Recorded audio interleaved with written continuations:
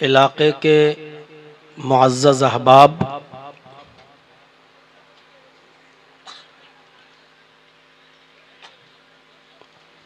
और क़ुर्ब व जवार अतराफ़ व अकनाफ़ से तशरीफ़ लाए हुए मुअज़्ज़ज़ सामईन हज़रात, पर्दा नशीन इस्लामी ख़वातीन, माँ और बहनों, कौमों मिल्लत के लायक़वर नौजवानों,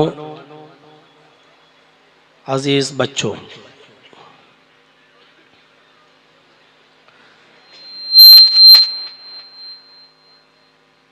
आधी रात तकरीबन गुज़र चुकी है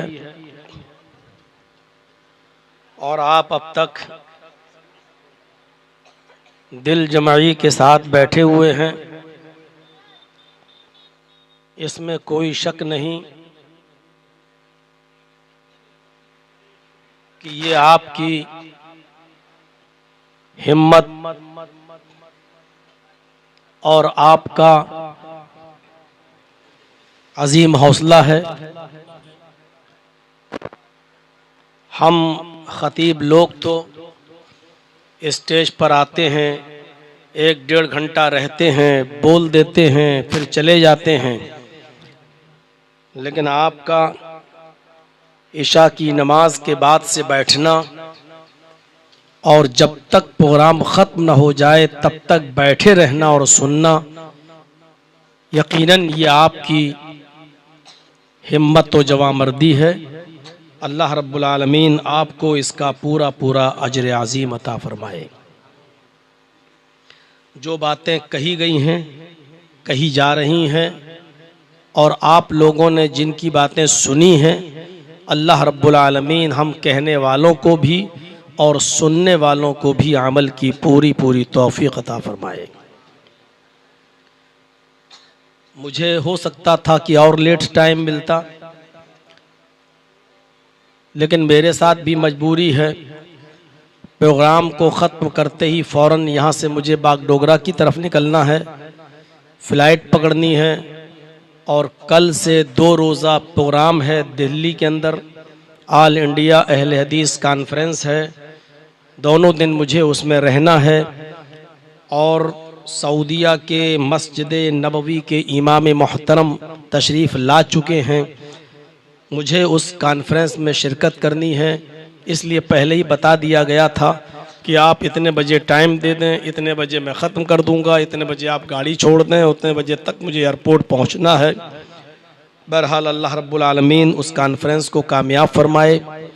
जिस तरह आपका ये जलसा हर शख्स चाहता है कि हमारा प्रोग्राम कामयाब हो, जिस तरह ऑल इंडिया अहले हदीस कॉन्फ्रेंस बहुत दिनों के बाद, कोरोना वगैरह आ गया था जिसकी वजह से नहीं हो पाई, अब बहुत दिनों के बाद हो रही है, उसके लिए भी आप दुआ कीजिए कि अल्लाह रब्बुल आलमीन उस कॉन्फ्रेंस को भी कामयाबी से हमकिनार फरमाए। मेरे साथियों, कुरान करीम की जो आयत मैंने खुतबे मसनूना के बाद आपके सामने तिलावत की है, उस आयत के अंदर अल्लाह तबारक व तआला ने दुनिया की चीजों को और दुनिया के ऐशो आराम को और दुनिया के आसाइशो आराम की चीजों को धोखे का सामान कहा है।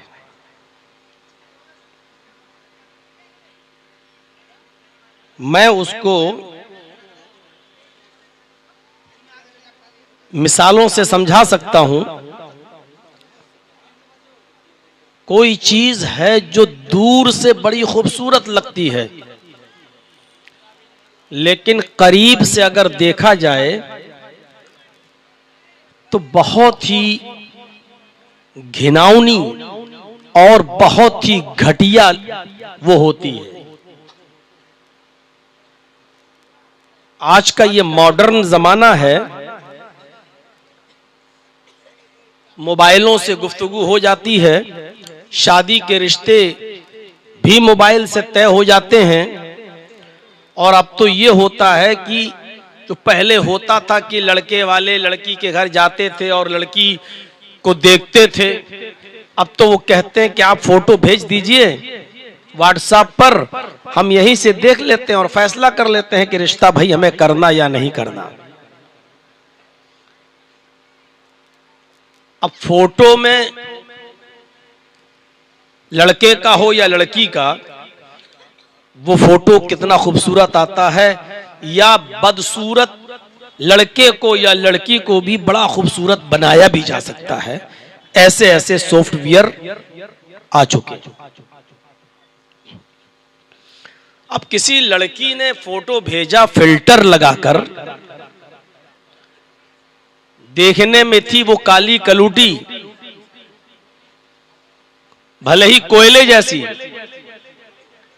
लेकिन फिल्टर से जब उसने फोटो को बनाया और आपको भेज दिया, आप धोखे में आ गए। माशाअल्लाह, बड़ी खूबसूरत है हमारी मंगेतर या जिससे हमारा रिश्ता हो रहा है, और जब शादी हुई उससे और वो घर आई आपके, तो आपको एक दिन पता ही नहीं चल सका, मेकअप वेकअप की हुई थी, और जब दूसरे दिन उसने नहाया धोया मेकअप हटा, तब आपको पता चला कि अरे मेरे साथ तो धोखा हुआ है, फोटो में बड़ी खूबसूरत दिखाई गई और हकीकत ये है इसकी। तो दूर से कोई चीज बड़ी खूबसूरत नजर आती है, लेकिन हकीकत यह है कि जब उसको पास से देखा जाए तो वो बहुत ही ज्यादा कबीह और बदसूरत और खराब होती है। इसी को कहते धोखे में डालना या नजरों का धोखा। कभी आप बंबई जाएं और जुहू चौपाटी घूमने जाएं, तो जुहू चौपाटी आने से पहले, समंदर के आने से पहले 1 या 1.5-2 किलोमीटर की दूरी से आप देखेंगे तो समंदर के इर्द गिर्द भी जो बालू है, जो रेत पड़ी हुई है, वो भी आपको पानी नजर आएगा। दूर से आपको पानी नजर आएगा, समंदर नजर आएगा, लेकिन जब आप उसके करीब जाएंगे, उसके पास पहुंचेंगे, तब पता चलेगा कि ये पानी नहीं है, ये तो रेत है, पानी तो अभी और दूर पे है। दूर से जो चीज पानी नजर आ रही थी आपको, करीब जाकर आपने देखा तो वो बालू थी, रेत। पंखा इधर करो, कीड़े आ रहे हैं, इतना तो 1-2 मुंह में चला गया। तो आप अंदाजा लगा सकते हैं कि दूर से कोई चीज बड़ी खूबसूरत नजर आती है, लेकिन करीब से जाने के बाद देखो तो वो चीज बड़ी बदसूरत होती है, कभी होती है। अल्लाह ने यही मिसाल दुनिया की दी है। वमा हाज़िहिल हयातुद दुनिया इल्ला मताउल गुरूर। दुनिया की जिंदगी तो महज धोखे का सामान है। दुनिया की जिंदगी महज धोखे का सामान। ये दुनिया बड़ी खूबसूरत नजर आती है, इस दुनिया की रमक चमक और दमक बहुत अच्छी लगती है। हर इंसान चाहता है कि हम एयर कंडीशन की हवा में सोएं। हर आदमी चाहता है कि मेरे बच्चों के पास दुख और तकलीफ नाम की कोई चीज ना आए। हर शख्स चाहता है कि मेरे घर में फ्रिज हो और उसका ठंडा पानी मैं पीऊं। हर शख्स चाहता है कि हमारे पास गर्म कपड़े हों, हम उनको पहने सर्दियों में। और इन चीजों के लिए वो बहुत कुछ करता है, यहां तक कि इन चीजों के हुसूल के लिए वो ये भी नहीं देखता कि हम जो काम कर रहे हैं, जो बिजनेस कर रहे हैं, जो तिजारत कर रहे हैं, जो कारोबार कर रहे हैं, वो जायज है या नाजायज है, वो ये भी नहीं देखता।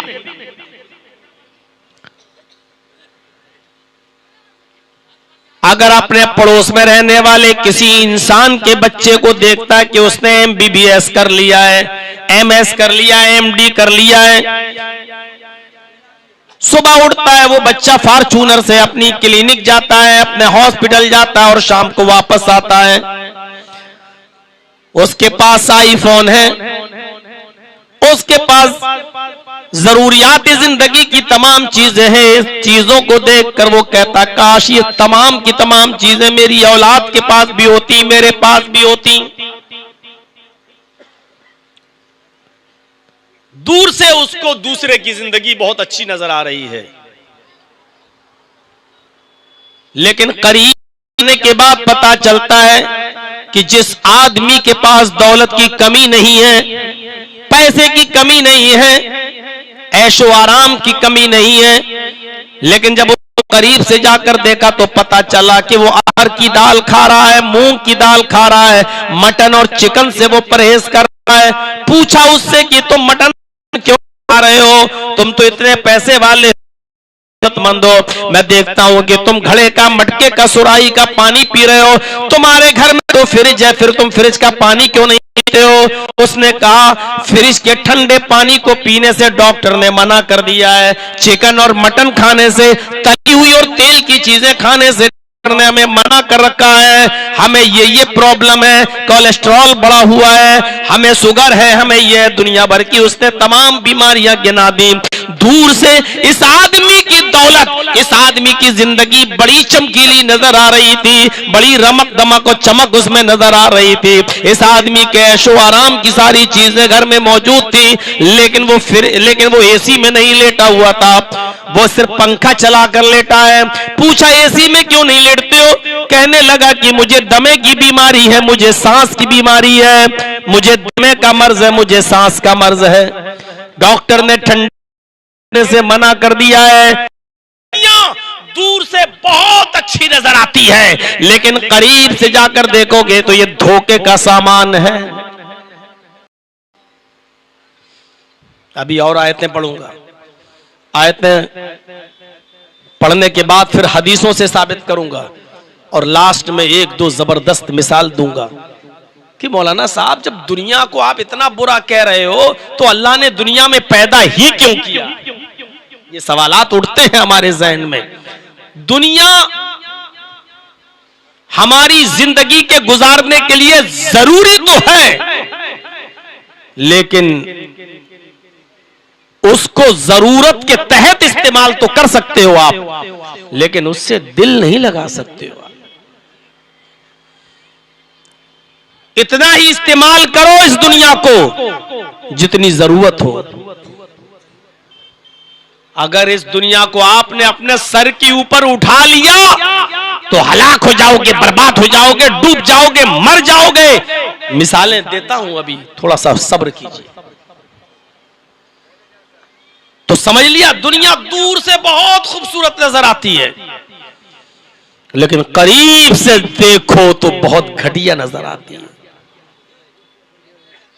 आइए एक दूसरी मिसाल से मैं आपको समझाऊं। कुरान करीम में अल्लाह रब्बुल आलमीन ने फरमाया, या अय्युहन्नास इन्न वअदल्लाहि हक़ फला तगुर्रन्नकुमुल हयातुद दुनिया वला यगुर्रन्नकुम बिल्लाहिल गरूर।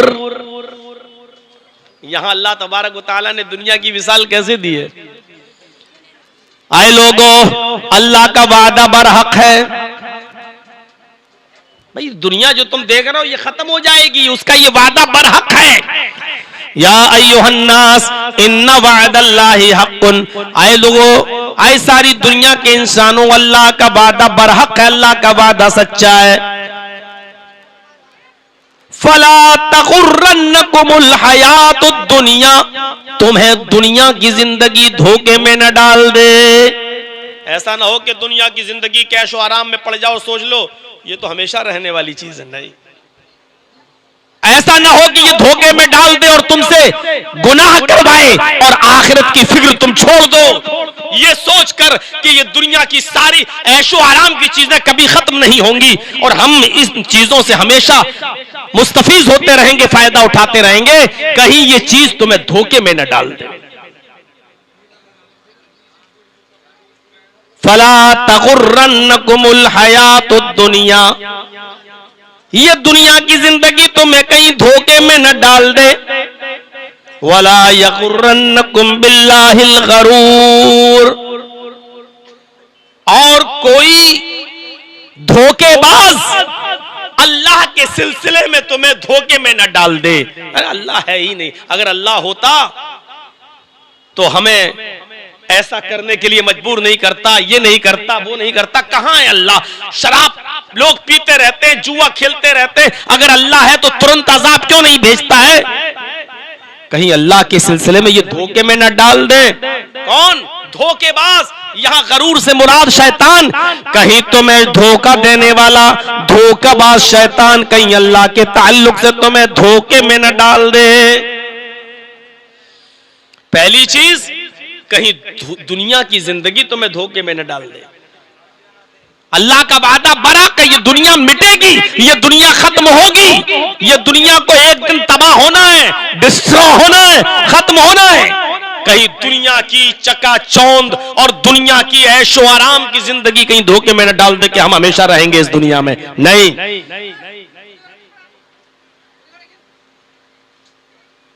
आप लोग यहां क्यों खड़े हो भाई? यहां खड़े होगे तो पीछे वाले तो शोर करेंगे ना। ये वॉलंटियर लोगों की जिम्मेदारी है कि लोगों को हटाएं, यहां जगह खाली करवाएं। सबसे पहली तकरीर मैंने मऊनात भंजन में की थी, सोनिया वाड़े में। उस वक्त मेरी उम्र थी 17 साल,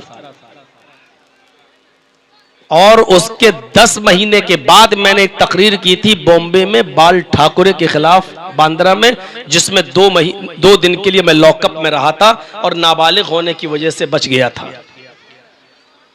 18 साल से लेकर आज 46 साल हो गए, 46 ईयर। ये 28 साल से मैं तकरीरें कर रहा हूं और 28 साल से बिहार और बंगाल आ रहा हूं। अगर कोई हमसे 28 साल का हिसाब किताब ले और ये कहे कि जर्जी साहब आपने बिहार और बंगाल और झारखंड में इस 28 साल के अंदर कितना बदलाव देखा, कितनी चेंजिंग देखी, तो मैं ये कहूंगा कि 28 साल पहले भी आप जीरो थे और आज भी आप जीरो हैं। 28 साल पहले भी कुत्ते की दुम की तरह टेढ़े थे और आज भी आप टेढ़े हैं। कोई फर्क नहीं पड़ा आपके ऊपर, आपकी ज़हनियतों पर, आपके अखलाक पर, आपके किरदार पर, आपकी समातों पर, आपके कानों पर और आपके दिलों पर। आप पहले भी जहालत में डूबे थे, आज भी वहीं पर खड़े हैं। मजाल है, कल देख लीजिएगा दिल्ली की all India conference, all India आपकी तादाद क्या है, कल देख लीजिएगा वहां की तादाद। और मजाल है कि एक आदमी ऐसा खड़ा हो जाए वहां पर।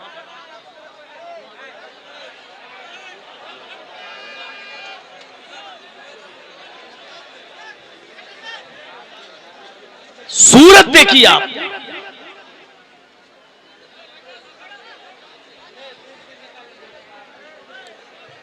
ये खड़े होकर जितने लोग मोबाइल में जो कैमरा चला के वीडियो बनाते हैं ना, इनसे डिस्टर्ब होता है माहौल। इतना शौक है, पहले आइए और आगे बैठिए।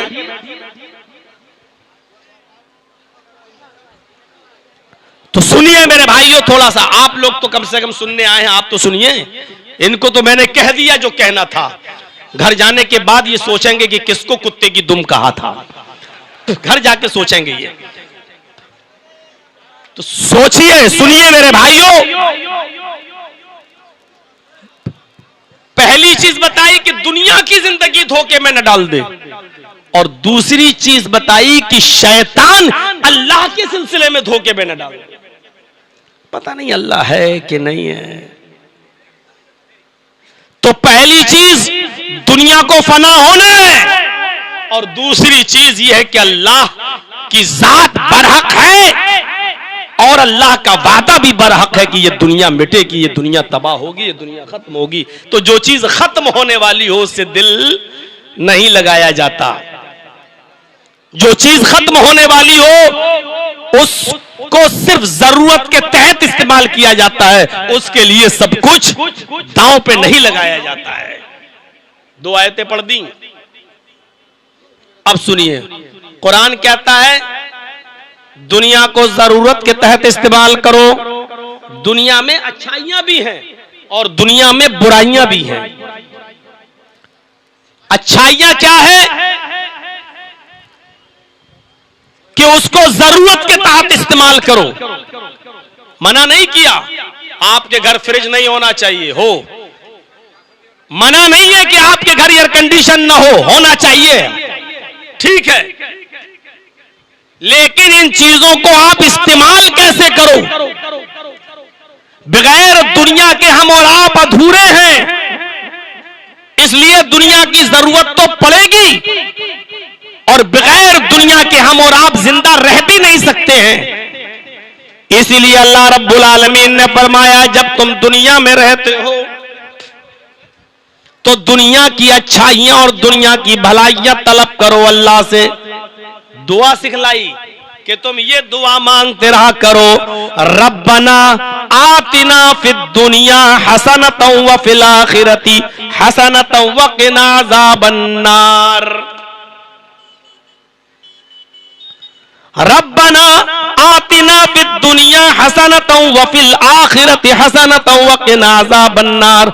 आए हमारे रब, तू दुनिया में हमें हसना, खैर और भलाइयां तू हमें अता फरमा। देखिए, ये नहीं कहा दुनिया छोड़ दो, ये नहीं कहा कि बीवी छोड़ो, बच्चे छोड़ो, घर छोड़ो, मकान छोड़ो और जंगल में चले जाओ। ये नहीं कहा एक लंबी सी तस्बीह ले लो और जंगल में अल्लाहू अल्लाहू अल्लाहू पढ़ते रहो और बीवी बच्चों के लिए कमाना छोड़ दो, मेहनत करना छोड़ दो, रहबानियत अख्तियार कर लो। ये नहीं कहा, बल्कि क्या कहा, दुनिया में बीवी बच्चों के लिए कमाओ, मेहनत करो, मजदूरी करो, रिस्क हलाल तलाश करो और दुनिया में जो अच्छाइयां हैं वो तुम अपने रब से मांगो। रब्बना आतिना फिद दुनिया हसनतन व फिल आखिरती हसनतन व क़िना अज़ाबन्नार। आए हमारे परवरदिगार, है हमारे रब, तू हमें दुनिया में अच्छाइयां अता फरमा, व फिल आखिरती हसना, और आखिरत के अंदर भी भलाइयां और खैर हमें अता फरमा। आखिरत में भी तो दो चीजें हैं, एक जन्नत और एक जहन्नम। तो दुनिया की भी बुराइयों से बचो और आखिरत की भी बुराई से, जहन्नम से अल्लाह की पनाह मांगो, नजात मांगो और ये कहो कि अल्लाह आखिरत की भी भलाइयां अता फरमा। वक़िना अज़ाबन्नार, और जहन्नम के अजाब से, दोज़ख के अजाब से हमें बचा ले, हमारी हिफाजत फरमा। ये अल्लाह रब्बुल आलमीन ने दुआ सिखलाई है।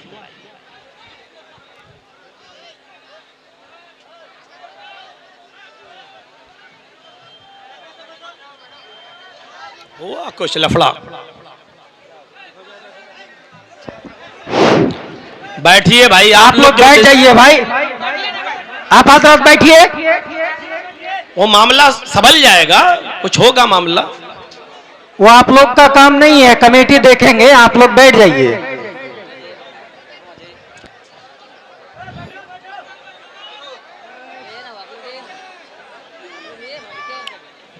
आप लोग थोड़ा सुकून बना लीजिए, इस तरीके से करेंगे तो अभी हमारा भी टाइम हो जाएगा चले जाने का, तो आप कुछ सुन भी नहीं पाएंगे।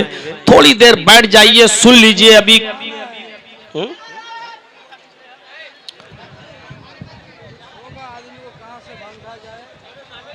कुछ लोग बदमाशी करने भी आते हैं, आप ये मत सोचिए कि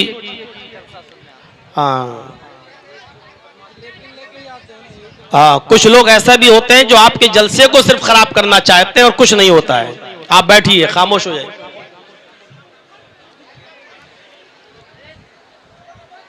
तो मेरे भाइयों, एक दुआ अल्लाह तबारक व तआला ने ये सिखाई, इस दुआ को हमें और आपको सबको याद करना चाहिए। रब्बना आतिना फिद दुनिया हसनतन व फिल आखिरति हसनतन व क़िना अज़ाबन्नार। ऐ हमारे रब, दुनिया में जो खैर और भलाइयां वो हमें अता फरमा और आखिरत में जो खैर और भलाइयां वो तू हमें अता फरमा, और वक़िना अज़ाबन्नार, दोज़ख के अजाब से हमें बचा ले। एक आयत और पढ़ता हूं, उसके बाद में हदीस का नंबर। मेरे भाइयों, जरा इस आयत को भी सुन लीजिए। दुनिया को कमाना जरूरी है, लेकिन इतना भी नहीं कि आप दुनियादारी में ऐसे पड़ जाएं कि इबादत छोड़ दें। अल्लाह की इबादत छोड़ दें। और अल्लाह की इबादत भी जरूरी है, लेकिन अल्लाह की इबादत भी उतनी करें जितनी जरूरत है। अल्लाह की इबादत में इस तरह मगन न हो जाएं, इस तरह न लग जाएं कि आपको दुनिया की फिक्र न हो, बीवी बच्चों की फिक्र न हो। कुरान हमें समझा रहा है और कुरान हमें बीच का रास्ता बतला रहा है। कुरान क्या कहता है, पढ़िए सूरह जुमा। अल्लाह फरमाता है फ़इज़ा क़ुज़ियतिस सलातु फंतशिरू फिल अर्ज़ वब्तगू मिन फ़ज़लिल्लाह। क्या प्यारी बात कही अल्लाह तबारक व तआला ने कि आए लोगों, जब जुमे की नमाज के लिए आजान दी जाए तो तुम जुमे की नमाज के लिए मस्जिद में चले जाओ, नमाज पढ़ो। और जब जुमे की नमाज से फारिग हो जाओ, जुमे का दिन कितना मुबारक दिन, लेकिन अल्लाह ताला कह रहा है पूरा का पूरा दिन तुम मस्जिद के अंदर सुभान अल्लाह अल्हम्दुलिल्लाह में मत लगाओ, सजदों पे सजदे न करते रहो, नमाजों पे नमाजें मत पढ़ते रहो, हर वक्त तुम उसी के अंदर मगन न रहो। फरमाया फ़इज़ा क़ुज़ियतिस सलातु, जब नमाज जुमा पूरी हो जाए, जब नमाज जुमा अदा कर ली जाए, तो अब मस्जिद में तुम्हें फजूल में बैठना, बेकार में बैठना, बेकार क्यों बैठे हो, अब तुम्हें बैठना नहीं चाहिए। जब नमाज अदा कर ली फंतशिरू फिल अर्ज़, तो तुम जमीन में फैल जाओ, तो तुम जमीन के अंदर फैल जाओ, जमीन के अंदर घूमो फिरो। वब्तगू मिन फ़ज़लिल्लाह, और अल्लाह का रिस्क तलाश करो, अल्लाह की रोजी तलाश करो। हमने जो रोजी उतारी है वो तलाश करो, यानी दुनिया कमाने का भी हुक्म दे रहा है अल्लाह तबारक व तआला। अब तो आपने दोनों चीजें समझ ली। दुनिया की जिंदगी से धोखे में मत आ जाना, इसका यह मतलब नहीं कि दुनिया छोड़ दो।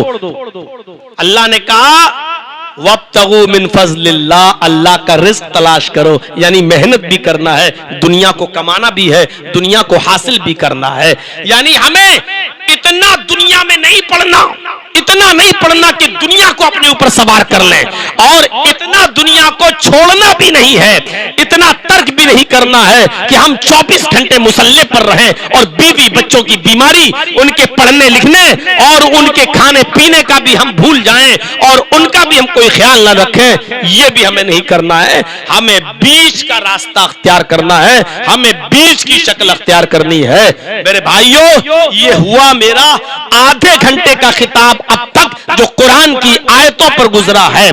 आइए यहां से हम अपना टर्न लेते हैं और कुछ हदीसें आपके सामने पढ़ते हैं और हदीसों से साबित करते हैं कि दुनिया को हमें किस नजर से देखना है। उसके बाद हम एक दो वाकयात सुनाएंगे सहाबा के, एक दो वाकयात हम आपको कुछ मिसालें देंगे जिससे आप समझ में आएगी कि दुनिया को हमें कैसे इस्तेमाल करना और कितना इस्तेमाल करना है। पहली हदीस बुखारी के अंदर, रावी हजरत अली रजी अल्लाह तआला अन्हु है। गौर से सुनिए इस हदीस को। अल्लाह के नबी हजरत अली रजी अल्लाह तआला अन्हु, जो नबी अकरम के चचाजाद भाई अबू तालिब के बेटे, फरमाते हैं अन अली रजी अल्लाह तआला अन्हु क़ाल इरतहलत दुनिया मुदबिरतन वरतहलतिल आखिरतु मुक़बिलतन वलिकुल्लि वाहिदतिन मिनहुमा बनून कूनू अबना अल आखिरह वला तकूनू अबना अद्दुनिया फ़इन्नल यौमा अमलुन ला हिसाबा वगदन हिसाबुन ला अमला। बुखारी शरीफ की इस हदीस के एक एक लफ्ज को जरा गौर से सुनो और गांठ बांध लो। अल्लाह के हजरत अली फरमाते हैं इरतहलत दुनिया मुदबिरतन, दुनिया पीठ दिखाकर भाग रही है। आपके दोस्त होते हैं ना, आप कहते हैं भाई अगर तुम हमसे इतनी दोस्ती करोगे तो मैं इतनी करूंगा, तुम मुझसे इतना भागोगे तो मैं तुमसे इतना भागूंगा। जो आपकी शक्ल देखना गवारा ना करता हो, ऐसी आपको देखा पीठ घुमा के उधर भागने लगा तो आप उसके पीछे जाएंगे, आप कहेंगे भाग। जब तू हमें कुछ नहीं समझता तो हमें क्या पागल कुत्ते ने काटा जो तेरे पीछे पीछे फिरूं। गौर करो दुनिया की हैसियत। अल्लाह के हजरत अली कहते हैं इर्तहलत दुनिया मुदबिरतन, अरे दुनिया तो पीठ दिखाकर भाग रही है तुमसे। अच्छा नहीं भाग रही। कल आप कितने साल के थे? 20 साल के। 5 साल के बाद जर्जीस साहब आपकी बस्ती में अगर आए हैं तो आज कितने साल के हो गए हो आप? 25 साल के। ये 5 साल आप की उम्र जो बढ़ गई तो इसका मतलब क्या हुआ? ये 5 साल दुनिया आपने आपको पीछे छोड़ दिया। अब आप आखिरत के करीब हो गए। दुनिया तो आपसे भाग रही है और जो आपसे भाग रहा है आप उसके पीछे पीछे भाग रहे हैं। इर्तहलत दुनिया मुदबिरतन, दुनिया पीठ दिखा रही है आपको, दुनिया पीठ दिखाकर भाग रही है आपसे। वर्तहलतिल आखिरतु मुकबिलतन, और आखिरत सामने की तरफ आ रही है, तुम्हारे आगे आ रही है। भैया आप लोगों को ही ज्यादा गर्मी लग रही है क्या? यार कितना कीड़ा यहां आ रहा है। या तो ये बंद कर दो, फिर हम अंधेरे में बोल लेंगे, फिर आप कहेंगे लेडीज में शक्ल नहीं दिखाई दे रही है। भाई हमें कोई मतलब नहीं पंखे से, लेकिन कीड़ा इतना गिर रहा है कि बर्दाश्त से बाहर है। मैं आपको बता नहीं सकता हूं कि 2-3 कितना हलक के अंदर जा चुका है। क्या करें, अब इसमें आवाज जा रही है, ये भी बड़ी प्रॉब्लम है। ये थोड़ा सा पीछे कर सकते हैं, इधर थोड़ा उधर करना है तो आवाज कम आएगी।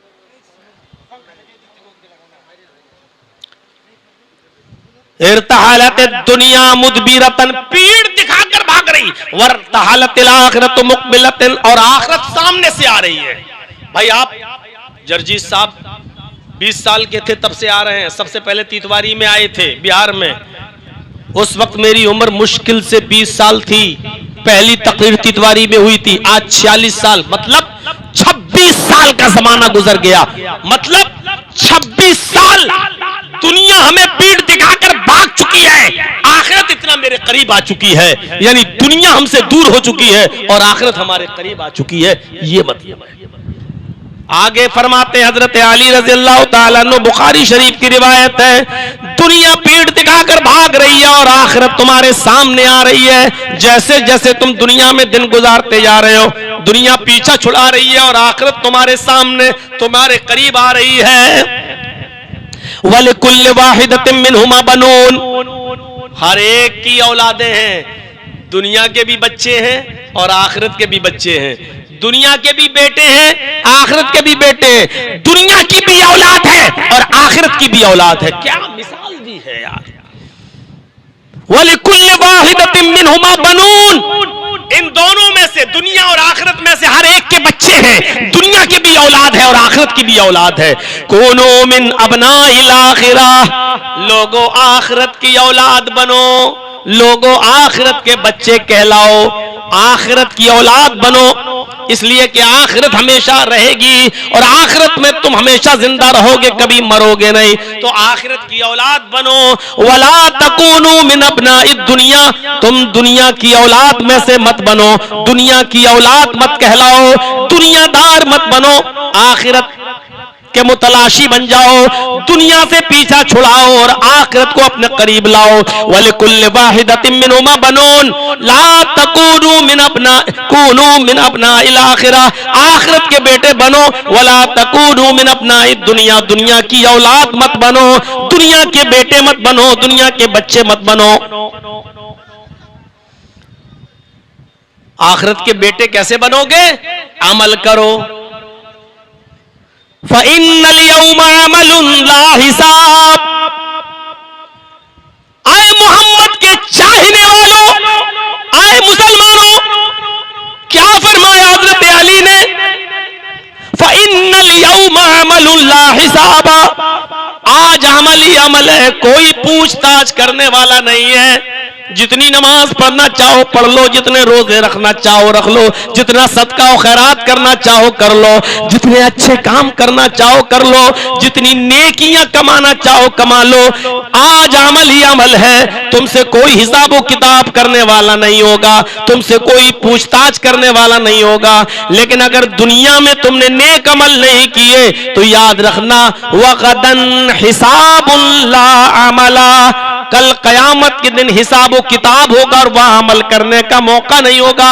वहां आप नमाज पढ़ना चाहोगे तो नमाज पढ़ने की मोहलत नहीं मिलेगी, रोजा रखना चाहोगे तो रोजा रखने का मौका नहीं मिलेगा, हज करना चाहोगे तो नहीं, सदका और खैरात करना चाहोगे तो सदका और खैरात करने का मौका नहीं मिलेगा। और दुनिया में नेकियां कर लो इसलिए कि आज अमल है, कोई हिसाब किताब नहीं, लेकिन कल कयामत के दिन हिसाब किताब होगा और अमल करने का कोई मौका नहीं मिलेगा। ये बताई दुनिया की हैसियत। पहली चीज, दुनिया पीछे पीठ दिखा के भाग रही है। दूसरी चीज, आखिरत तुम्हारे सामने आ रही है। तीसरी चीज, दुनिया की भी औलादें हैं, आखिरत की भी औलादें हैं। तुम दुनिया की औलाद मत बनो, आखिरत की औलाद बनो। और जब तुम आखिरत की औलाद बनोगे तो नेक अमल करोगे, इसलिए कि दुनिया में अमल ही अमल करने का मौका है, कोई हिसाब किताब नहीं है। लेकिन कयामत के दिन अल्लाह रब्बुल आलमीन के सामने हाजिर होगे तो वहां हिसाब होगा और तुम्हें अमल करने का कोई मौका नहीं मिलेगा। उस दिन पछताने से कोई फायदा नहीं होगा। कितनी बेहतरीन मिसाल से समझा दिया है, दो चीजों से होशियार भी कर दिया है। दो चीजों से जो दुनिया में सबसे ज्यादा डिस्टर्ब करती है इंसान को। क्या फरमाया? इन्ना दुनिया हुल्वतुन खज़िरतुन, ये मुस्लिम शरीफ की हदीस है। इन्ना दुनिया हुल्वतुन खज़िरतुन व अन्नल्लाह मुस्तखलिफुकुम फीहा फयंजुरु कैफ तअमलून फीहा फत्तकुद दुनिया वत्तकुन निसा फ़इन्न अव्वल फितनतिन फितनतु बनी इसराईल कानत फिन निसाई। क्या बेहतरीन मिसाल से समझाया लोगों। ये दुनिया बहुत ही मीठी है, खज़िरतुन हरी भरी है, यानी आपको देखने में लगेगी मीठी नहीं है। कितनी मीठी दुनिया ही के लिए तो सब कर रहे हो, कितनी अच्छी नजर आती है आपको दुनिया। इन्न दुनिया हुल्वतुन, ये दुनिया मीठी है, खज़िरतुन बड़ी हरी भरी नजर आती है। व अन्नल्लाह मुस्तखलिफुकुम फीहा, और अल्लाह ने तुम्हें इसी दुनिया का खलीफा बनाकर भेजा है। इसी दुनिया के तुम जानशीन बनकर आए हो, खलीफा बनकर आए हो। अल्लाह ने इस दुनिया में तुम्हें जानशीन बनाकर क्यों भेजा? फयंजुरु कैफ तअमलून फीहा, ताकि वो देखे किस दुनिया के अंदर तुम अमल कैसा करते हो, किस तरीके का तुम अमल करते हो, अच्छा अमल करते हो या बुरा अमल करते हो। फयंजुरु कैफ तअमलून फीहा, कैसा अमल करते हो तुम इस दुनिया में, अच्छे या बुरे। इसलिए अल्लाह ने तुम्हें इस दुनिया के अंदर खलीफा बनाया, इसलिए अल्लाह ने तुम्हें इस दुनिया के अंदर जानशीन बनाया। आए लोगों, फत्तकुद दुनिया, दुनिया से बचना। अल्लाह के नबी ने खुद कहा कि दुनिया हरी भरी है, मीठी है, लेकिन फिर ये भी कह रहे फत्तकुद दुनिया, इसकी मिठास और इसकी हरियाली से धोखा मत खा जाना। फत्तकुद दुनिया, दुनिया से बचना, दुनिया से एरास करना, दुनिया से मुंह मोड़ना। वत्तकुन निसा, औरतों से भी बचे रहना। दुनिया को, दुनिया में आखिरत के कामों से रोकने वाली और आखिरत से दूर करने वाली सबसे ज्यादा खतरनाक अगर कोई चीज है तो वो औरत है। हमारी माँ बहनें गाली न दें, अल्लाह के रसूल ने औरत को दुनिया का सबसे बेहतरीन मता और सामान भी कहा है जिससे फायदा हासिल किया जाता है। खैरु मताइ दुनिया अल मरातु स्वालिहा, सबसे बेहतरीन फायदा हासिल करने की चीज और फायदे की चीज नेक बीवी, नेक औरत भी है। औरतों को ये नहीं सोचना चाहिए कि जर्जी साहब औरतों को क्या कह रहे हैं। फत्तकुद दुनिया वत्तकुन निसा, किन औरतों से बचना? फितना परवर औरतों से। फितना परवर औरतें जानते हैं, जलसों में भी आई हैं तो लिपस्टिक लगा लगा के, जलसों में भी आई हैं तो क्रीम और पाउडर लगा लगा के, और जलसों में भी आई हैं तो सुनने नहीं आई हैं, जलेबियां और गुब्बारे बैलून खरीदने आई हैं, मेले में आई हैं, शॉपिंग करने आई हैं और मर्दों के बीच में घुस घुस कर शॉपिंग कर रही। ऐसी औरतों के सिलसिले में कहा है कि फत्तकुद दुनिया, दुनिया से भी बचना और इन औरतों से भी बचना। क्यों? फ़इन्न अव्वला फितनता बनी इसराइल, फ़इन्न अव्वला फितनतिन, पहला फितना जो बनी इसराइल के अंदर पैदा हुआ था, कानत फिन निसा, वो औरतों के सिलसिले में था। बनी इसराइल तो बड़ी नेक इबादत गुजार कौम, लेकिन उस कौम को बर्बाद अगर किसी ने किया तो वो एक औरत जात थी। बलआम बाऊर का फितना उठा था, मैं उस तरफ जाना नहीं चाहता हूं, जरा लंबा किस्सा हो जाएगा मेरे भाइयों। एक औरत के साथ जिना कर लिया था एक आबिद ने, एक नेक और बुजुर्ग किस्म के शख्स ने, और उसके बाद बनी इसराइल के ऊपर तबाही शुरू हो गई और बर्बादी शुरू हो गई। मुसलमानों, हमारी बस्ती में तो एक नहीं, ढूंढो तो हजारों जिनाकार मिल जाएंगे, हजारों ऐसे मिल जाएंगे कि जिनके चक्कर दूसरों के साथ चल रहे हैं। क्या इस मजमे में बैठे हैं लोग, क्या इनको नहीं मालूम है? कितने ऐसे नौजवान लड़के हैं जिनके चक्कर चल रहे हैं, इनके दोस्तों को मालूम, और दोस्तों के चक्कर चल रहे हैं तो आपको मालूम। मेरे भाइयों, किसी की बात किसी से छिपी हुई नहीं है, हमें ये सारी चीजें मालूम है, आपको मालूम है। अब आप अंदाजा लगाइए कि अल्लाह के नबी सल्लल्लाहु अलैहि वसल्लम क्या कह रहे हैं कि दुनिया में तो अल्लाह ने इसलिए पैदा किया, तुम्हें खलीफा बनाया ताकि देखे कि तुम कैसा अमल करते हो, और उसके बाद में फरमाया फत्तकुद दुनिया वत्तकुन निसा, दुनिया से बचना और औरतों से बचना। दुनिया की रंगीनी के धोखे में मत आ जाना, दुनिया की चमक देखकर कहीं हलाक मत हो जाना, और कहीं औरतों के फितने में पड़कर बर्बाद मत हो जाना। ये शैतान यही औरत का जाल फेंकता है। अलमरअतु हिबालतु शैतान, शैतान का जाल है ये। जाल जानते हो ना, मछली पकड़ते हो ना, जाल डाल देते हो, मछलियां आ जाती हैं। शैतान जब किसी मर्द का शिकार करता है तो औरत का जाल फेंकता है, और इस औरत के जाल में मर्दों का शिकार, मोमिनों का शिकार करता है।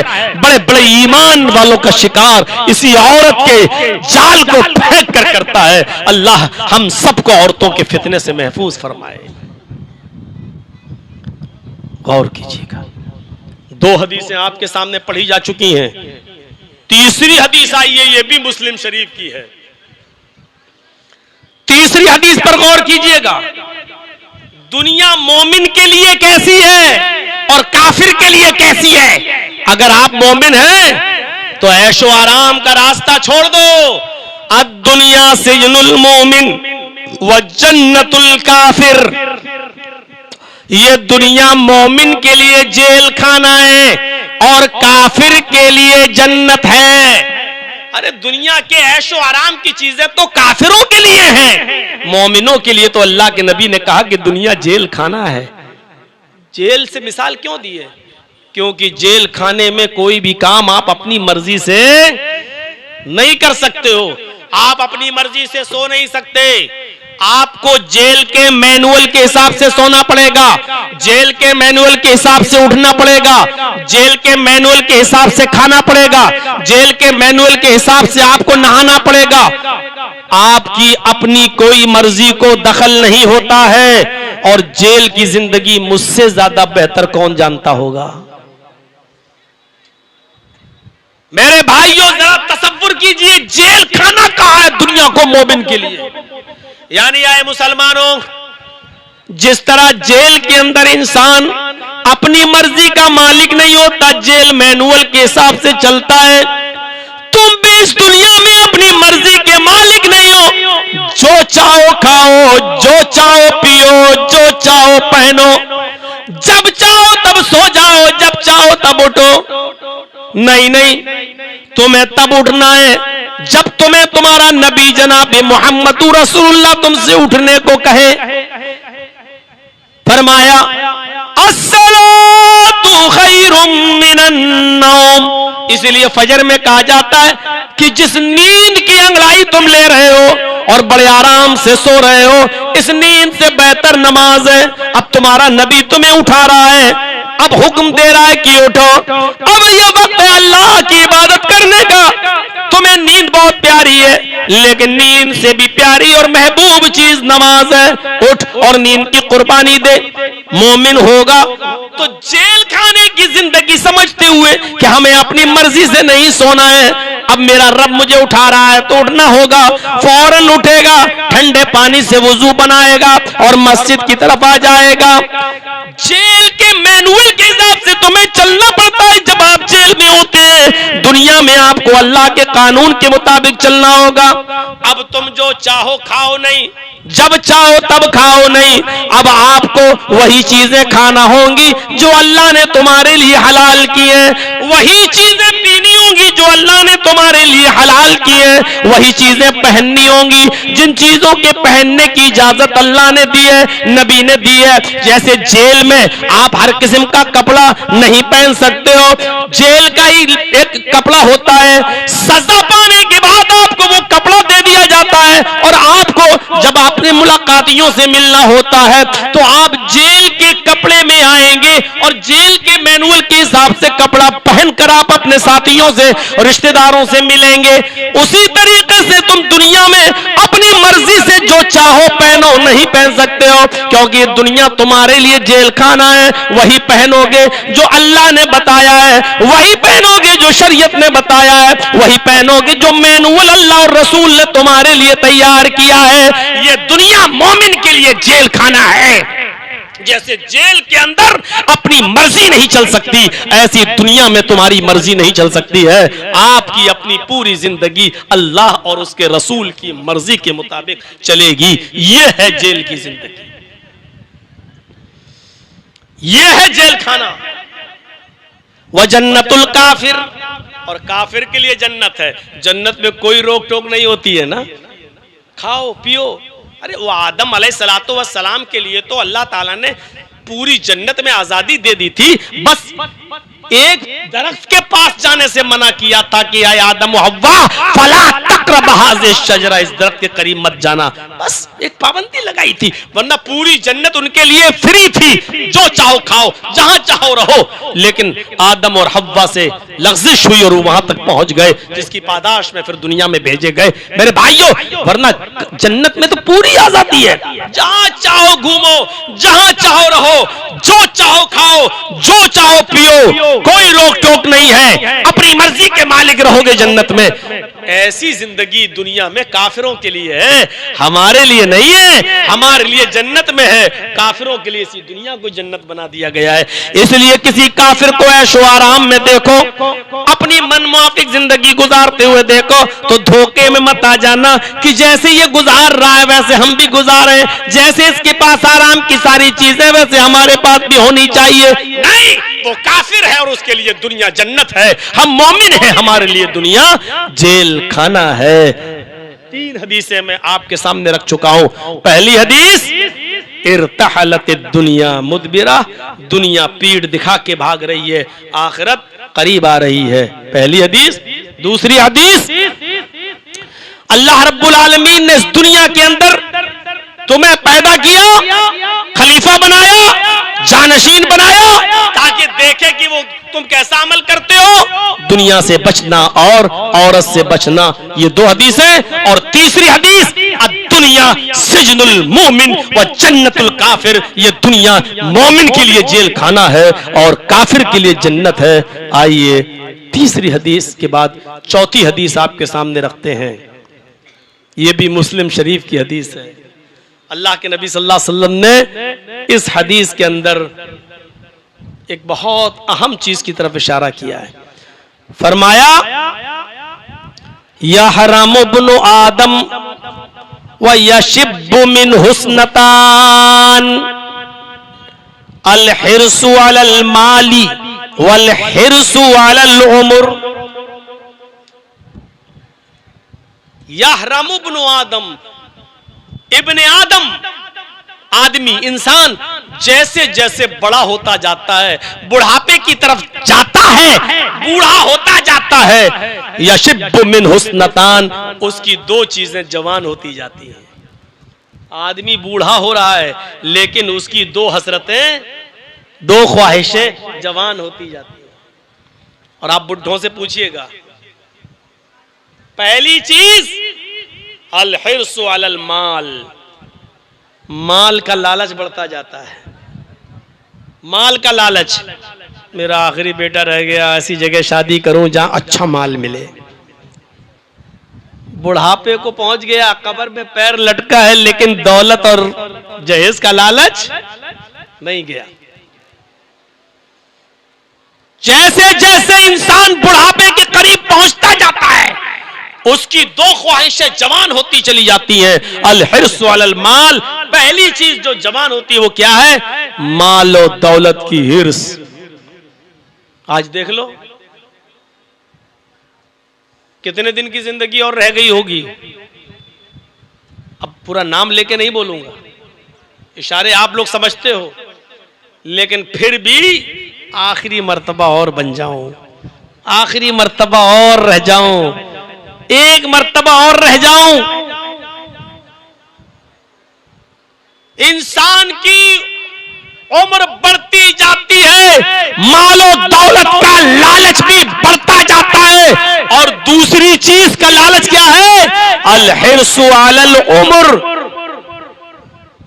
उम्र में भी इजाफा चाहता है। 70 साल का हो गया, 5 साल और जिंदगी दे दे। 75 साल का हो गया, अल्लाह एक बेटा और रह गया है, इसकी भी शादी अच्छी तरह कर दूं, अल्लाह मुझे थोड़ी सी उम्र और दे दे। 80 साल का हो गया, अल्लाह बेटी रह गई, बेटी से बच्ची पैदा हुई, नवासी बड़ी हो गई, अल्लाह इतना मौका दे दे, नवासी की शादी और देख ले। मेरे भाइयों, इंसान की ये दो ख्वाहिशें खत्म नहीं होती हैं। वो बूढ़ा हो जाता है, लेकिन मालो दौलत की लालच का लालच और उम्र का लालच खत्म नहीं होता है। वो चाहता है कि उम्र भी बढ़ती जाए और मालो दौलत भी बढ़ती जाए। ये 4 हदीसें हमने आपके सामने रखी है। तो लालच बहुत बुरी चीज है मेरे भाइयों। मोमिन कहां सोचता है कि हमारी उम्र और बढ़ जाए? वो तो सोचता है कि मेरे रब से मुलाकात का वक्त कब करीब आता है। मोमिन की पहचान तो यह है कि वो खुश होता है कि रब से मुलाकात का वक्त करीब है। हजरत फातिमा को जब अल्लाह के नबी ने कहा था, फातिमा तुम सबसे पहले मुझसे मिलोगी, यानी मेरे इंतकाल के बाद मेरे खानदान में सबसे पहले तुम मेरे पास आओगी, तो हजरत फातिमा हंस दी थी, मुस्कुराने लगी थी। बताइए, मौत को करीब देखकर कौन मुस्कुराता है? अल्लाह के नबी ने कहा तुम सबसे पहले मेरे पास आओगी, तो हजरत फातिमा हंसने लगी। यानी मौत को करीब देखना और देखकर मुस्कुराना ये मोमिन की निशानी है। काफिर मौत से डरता है। अच्छा क्या होगा? ए भैया, ए तुम लोग भागो यहां से, चलो।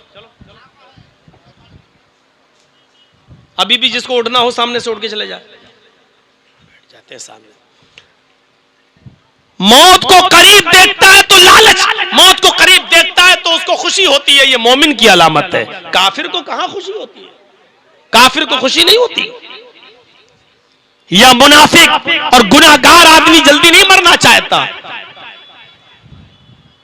तो 4 हदीसें आपके सामने रख दी।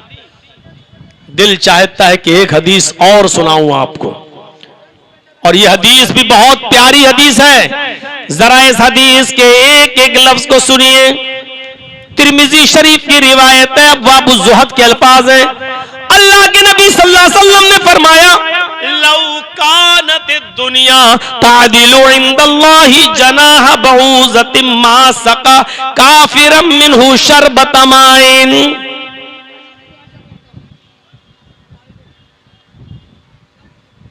लौ कानत दुनिया तादिलु इंदल्लाहि जनाह बऊज़तिन, अगर ये दुनिया अल्लाह की नजर में, अल्लाह की दृष्टि में, अल्लाह के नजदीक मच्छर के एक पर के बराबर भी होती, इस दुनिया की इज्जत, इस दुनिया का एहतराम, इस दुनिया का मकाम और इस दुनिया का मर्तबा अल्लाह रब्बुल आलमीन की नजर में मच्छर के एक पर के बराबर भी होता।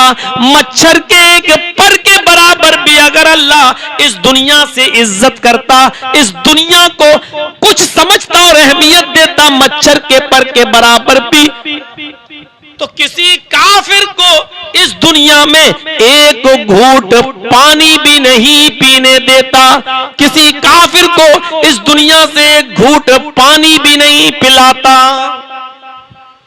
अच्छा, कितने काफिर पानी पी रहे हैं? अरे पानी तो छोड़ो, हमसे भी अच्छा खा रहे हैं, हमसे भी अच्छा पी रहे हैं, और अल्लाह को कोई परवाह नहीं। क्यों? क्योंकि अल्लाह की नजर में इस दुनिया की हैसियत मच्छर के पर के बराबर भी नहीं है।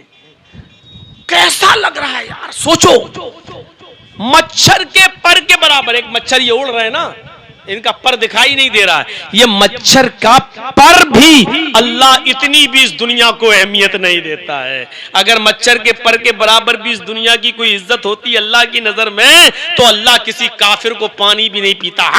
इस दुनिया के अंदर मेरे बनाई और तू पानी, मेरा किया हुआ पानी तू पिएगा, मेरा पैदा किया हुआ पानी तू पिएगा। अरे खाना तो बहुत दूर की बात, नेमतें तो बहुत दूर की बात, किसी को एक घूंट पानी भी नहीं पीने देता। लेकिन अल्लाह सारी नेमतों को इजाजत देता कि जाओ, खाओ, पियो, जो करना चाहो करो। जाओगे कहां? आओगे तो मेरे ही पास। जाओगे कहां? लौट के तो मेरे ही पास आना है तुम्हें। भाग कर जाओगे कहां? मेरे प्यारे भाइयों, यहीं से हमें और आपको अंदाजा लगा लेना चाहिए कि इस दुनिया की हैसियत अल्लाह रब्बुल आलमीन की नजर में मच्छर के पर के बराबर भी नहीं है, वरना किसी काफिर को एक घूंट पानी भी नहीं पीने देता। ये तो हो गई अल्लाह की नजर में, दुनिया की हैसियत मच्छर के पर के बराबर भी नहीं। अब नबी अकरम की नजर में, मुहम्मदुर रसूलुल्लाह की नजर में दुनिया की हैसियत क्या थी, जरा उसको भी देख लो, जरा उसको भी देख लो। तिरमिजी अब्वाबुज़्ज़ुहद के अल्फाज, नाम रसूलुल्लाह सल्लल्लाहु अलैहि वसल्लम अला हसीरिन वक़द अस्सरा फी जंबिही। हजरत अब्दुल्लाह इब्न मसूद फरमाते हैं कि अल्लाह के नबी सल्लल्लाहु अलैहि वसल्लम चटाई पर सो रहे थे, चटाई पर सो रहे थे। नाम रसूलुल्लाह सल्लल्लाहु अलैहि वसल्लम अला हसीरिन, अल्लाह के नबी सल्लल्लाहु अलैहि वसल्लम चटाई पर सो रहे थे। जब उठे, जब बेदार हुए, जब आंख खुली, वक़द अस्सरा फी जंबिही, तो ये जो होता है ना, ऐसे सो रहे थे ऐसे, तो जब उठे तो यहां चटाई के निशान पड़ गए। कभी आप कपड़ा उतार के चटाई पर सोएंगे तो थोड़ी देर के बाद आपकी भी पीठ पर निशान पड़ जाएंगे। आप लोगों ने शुरू से लेके आखिर तक उठते उठते बैठते बीच से सब कुछ करके मूड ही नहीं बनने दिया मेरा। ये देखो, अब जब कह रहा था जाओ तब नहीं जा रहे हो, अब देखो ये आ गया, क्या करें, एक से एक सामने उठना बैठना, क्या बताएं। जब सोए तो निशान पड़ गया, निशान, वक़द अस्सरा फी जंबी, ये निशान पड़ गया। अब्दुल्लाह इब्न मसूद रज़ी अल्लाह ताला अन्हु की आंखों में आंसू आ गए। हमारे रसूल, अल्लाह का नबी, इतना बड़ा पैगंबर, पूरी दुनिया में सारी मखलूकात में सबसे अफजल, और हाल ये है कि नरम गरम बिस्तर भी नहीं है जिस पर सो सके, गद्दा भी नहीं है कि जिस पर सो सके, चटाई के ऊपर सोते हैं, और चटाई पर सोते सोते आप उठते हैं तो आपकी पीठ पर निशान पड़ जाते हैं, आपकी पीठ के ऊपर निशान नुमाया होते हैं। हजरत अब्दुल्लाह इब्न मसूद फरमाते हैं, लवित्तखज़ना लका विताअन या रसूल अल्लाह। आए नौजवानों, जरा इस हदीस को थोड़ा सा कान लगा के सुनना।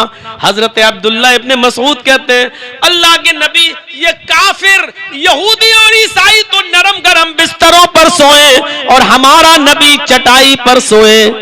अल्लाह के नबी, हमसे ये मंजर देखा नहीं जा रहा है, क्या हम आपके लिए नरम गरम बिस्तर का इंतजाम न कर दें? लवित्तखज़ना लका वितान, क्या हम आपके लिए नरम गरम बिस्तर न बिछा दें? क्या हम आपके लिए नरम गरम बिस्तर न बना दें?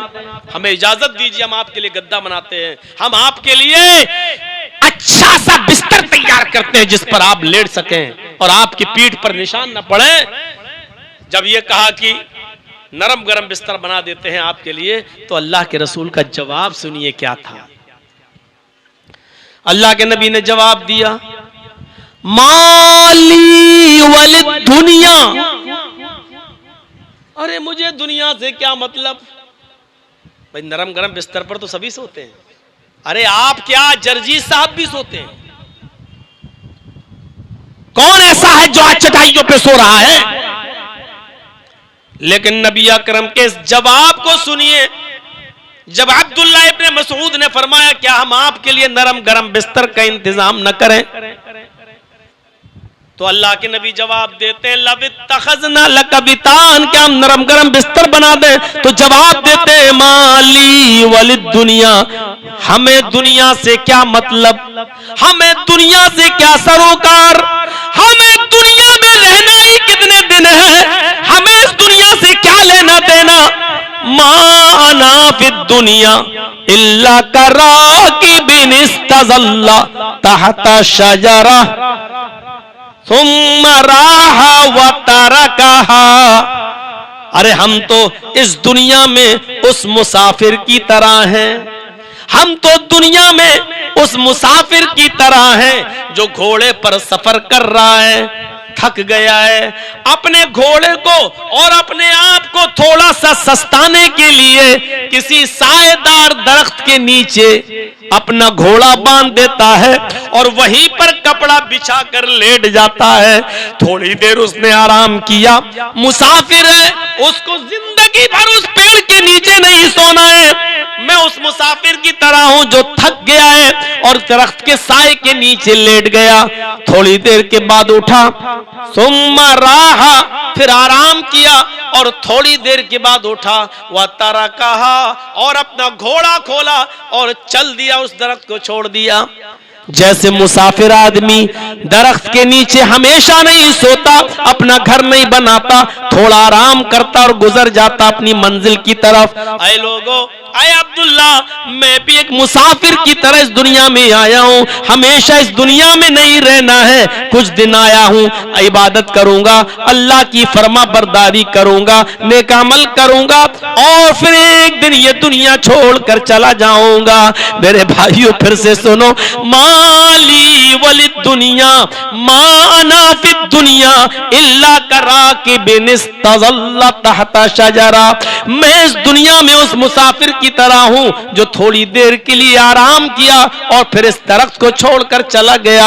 मैं भी इस दुनिया में कुछ दिनों के लिए आया हूं, थोड़ा इबादत करूंगा और फिर मैं अल्लाह के पास चला जाऊंगा। ये दुनिया छोड़कर मैं रुखसत हो जाऊंगा।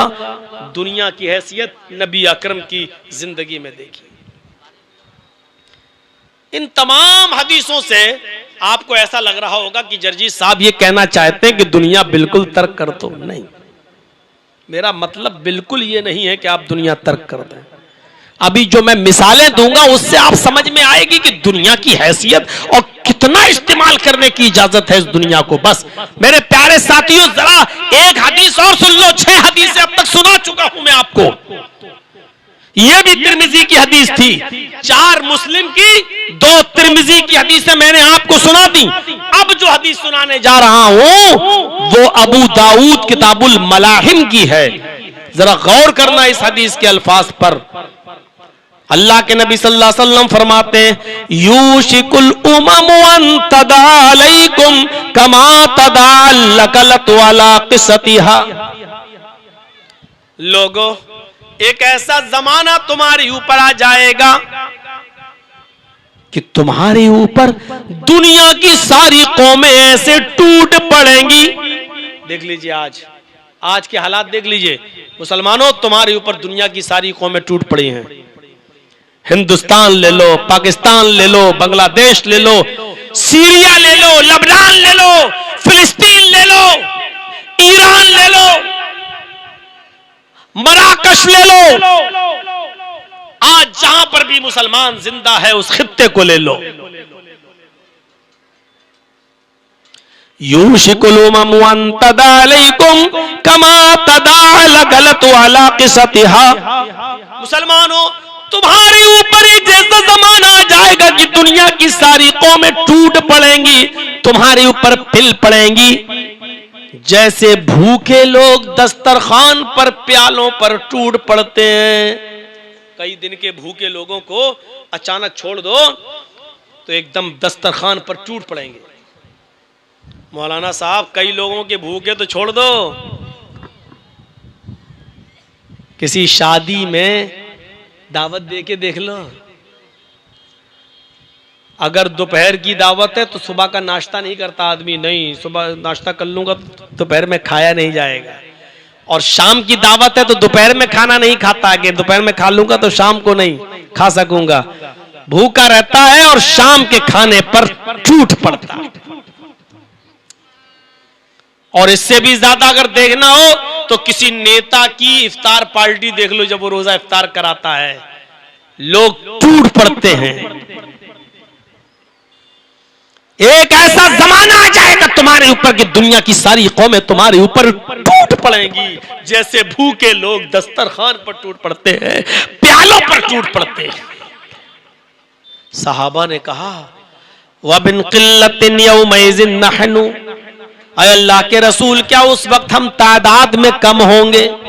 अय अल्लाह के नबी क्या उस वक्त हमारी तादाद कम होगी? फरमाया नहीं। अय अल्लाह के रसूल क्या उस वक्त हमारी तादाद कम होगी? आपने फरमाया बल अंतुम यौमइज़िन कसीर, नहीं तादाद तुम्हारी बहुत ज्यादा होगी। बल अंतुम यौमइज़िन कसीर, तुम तादाद में बहुत होगे।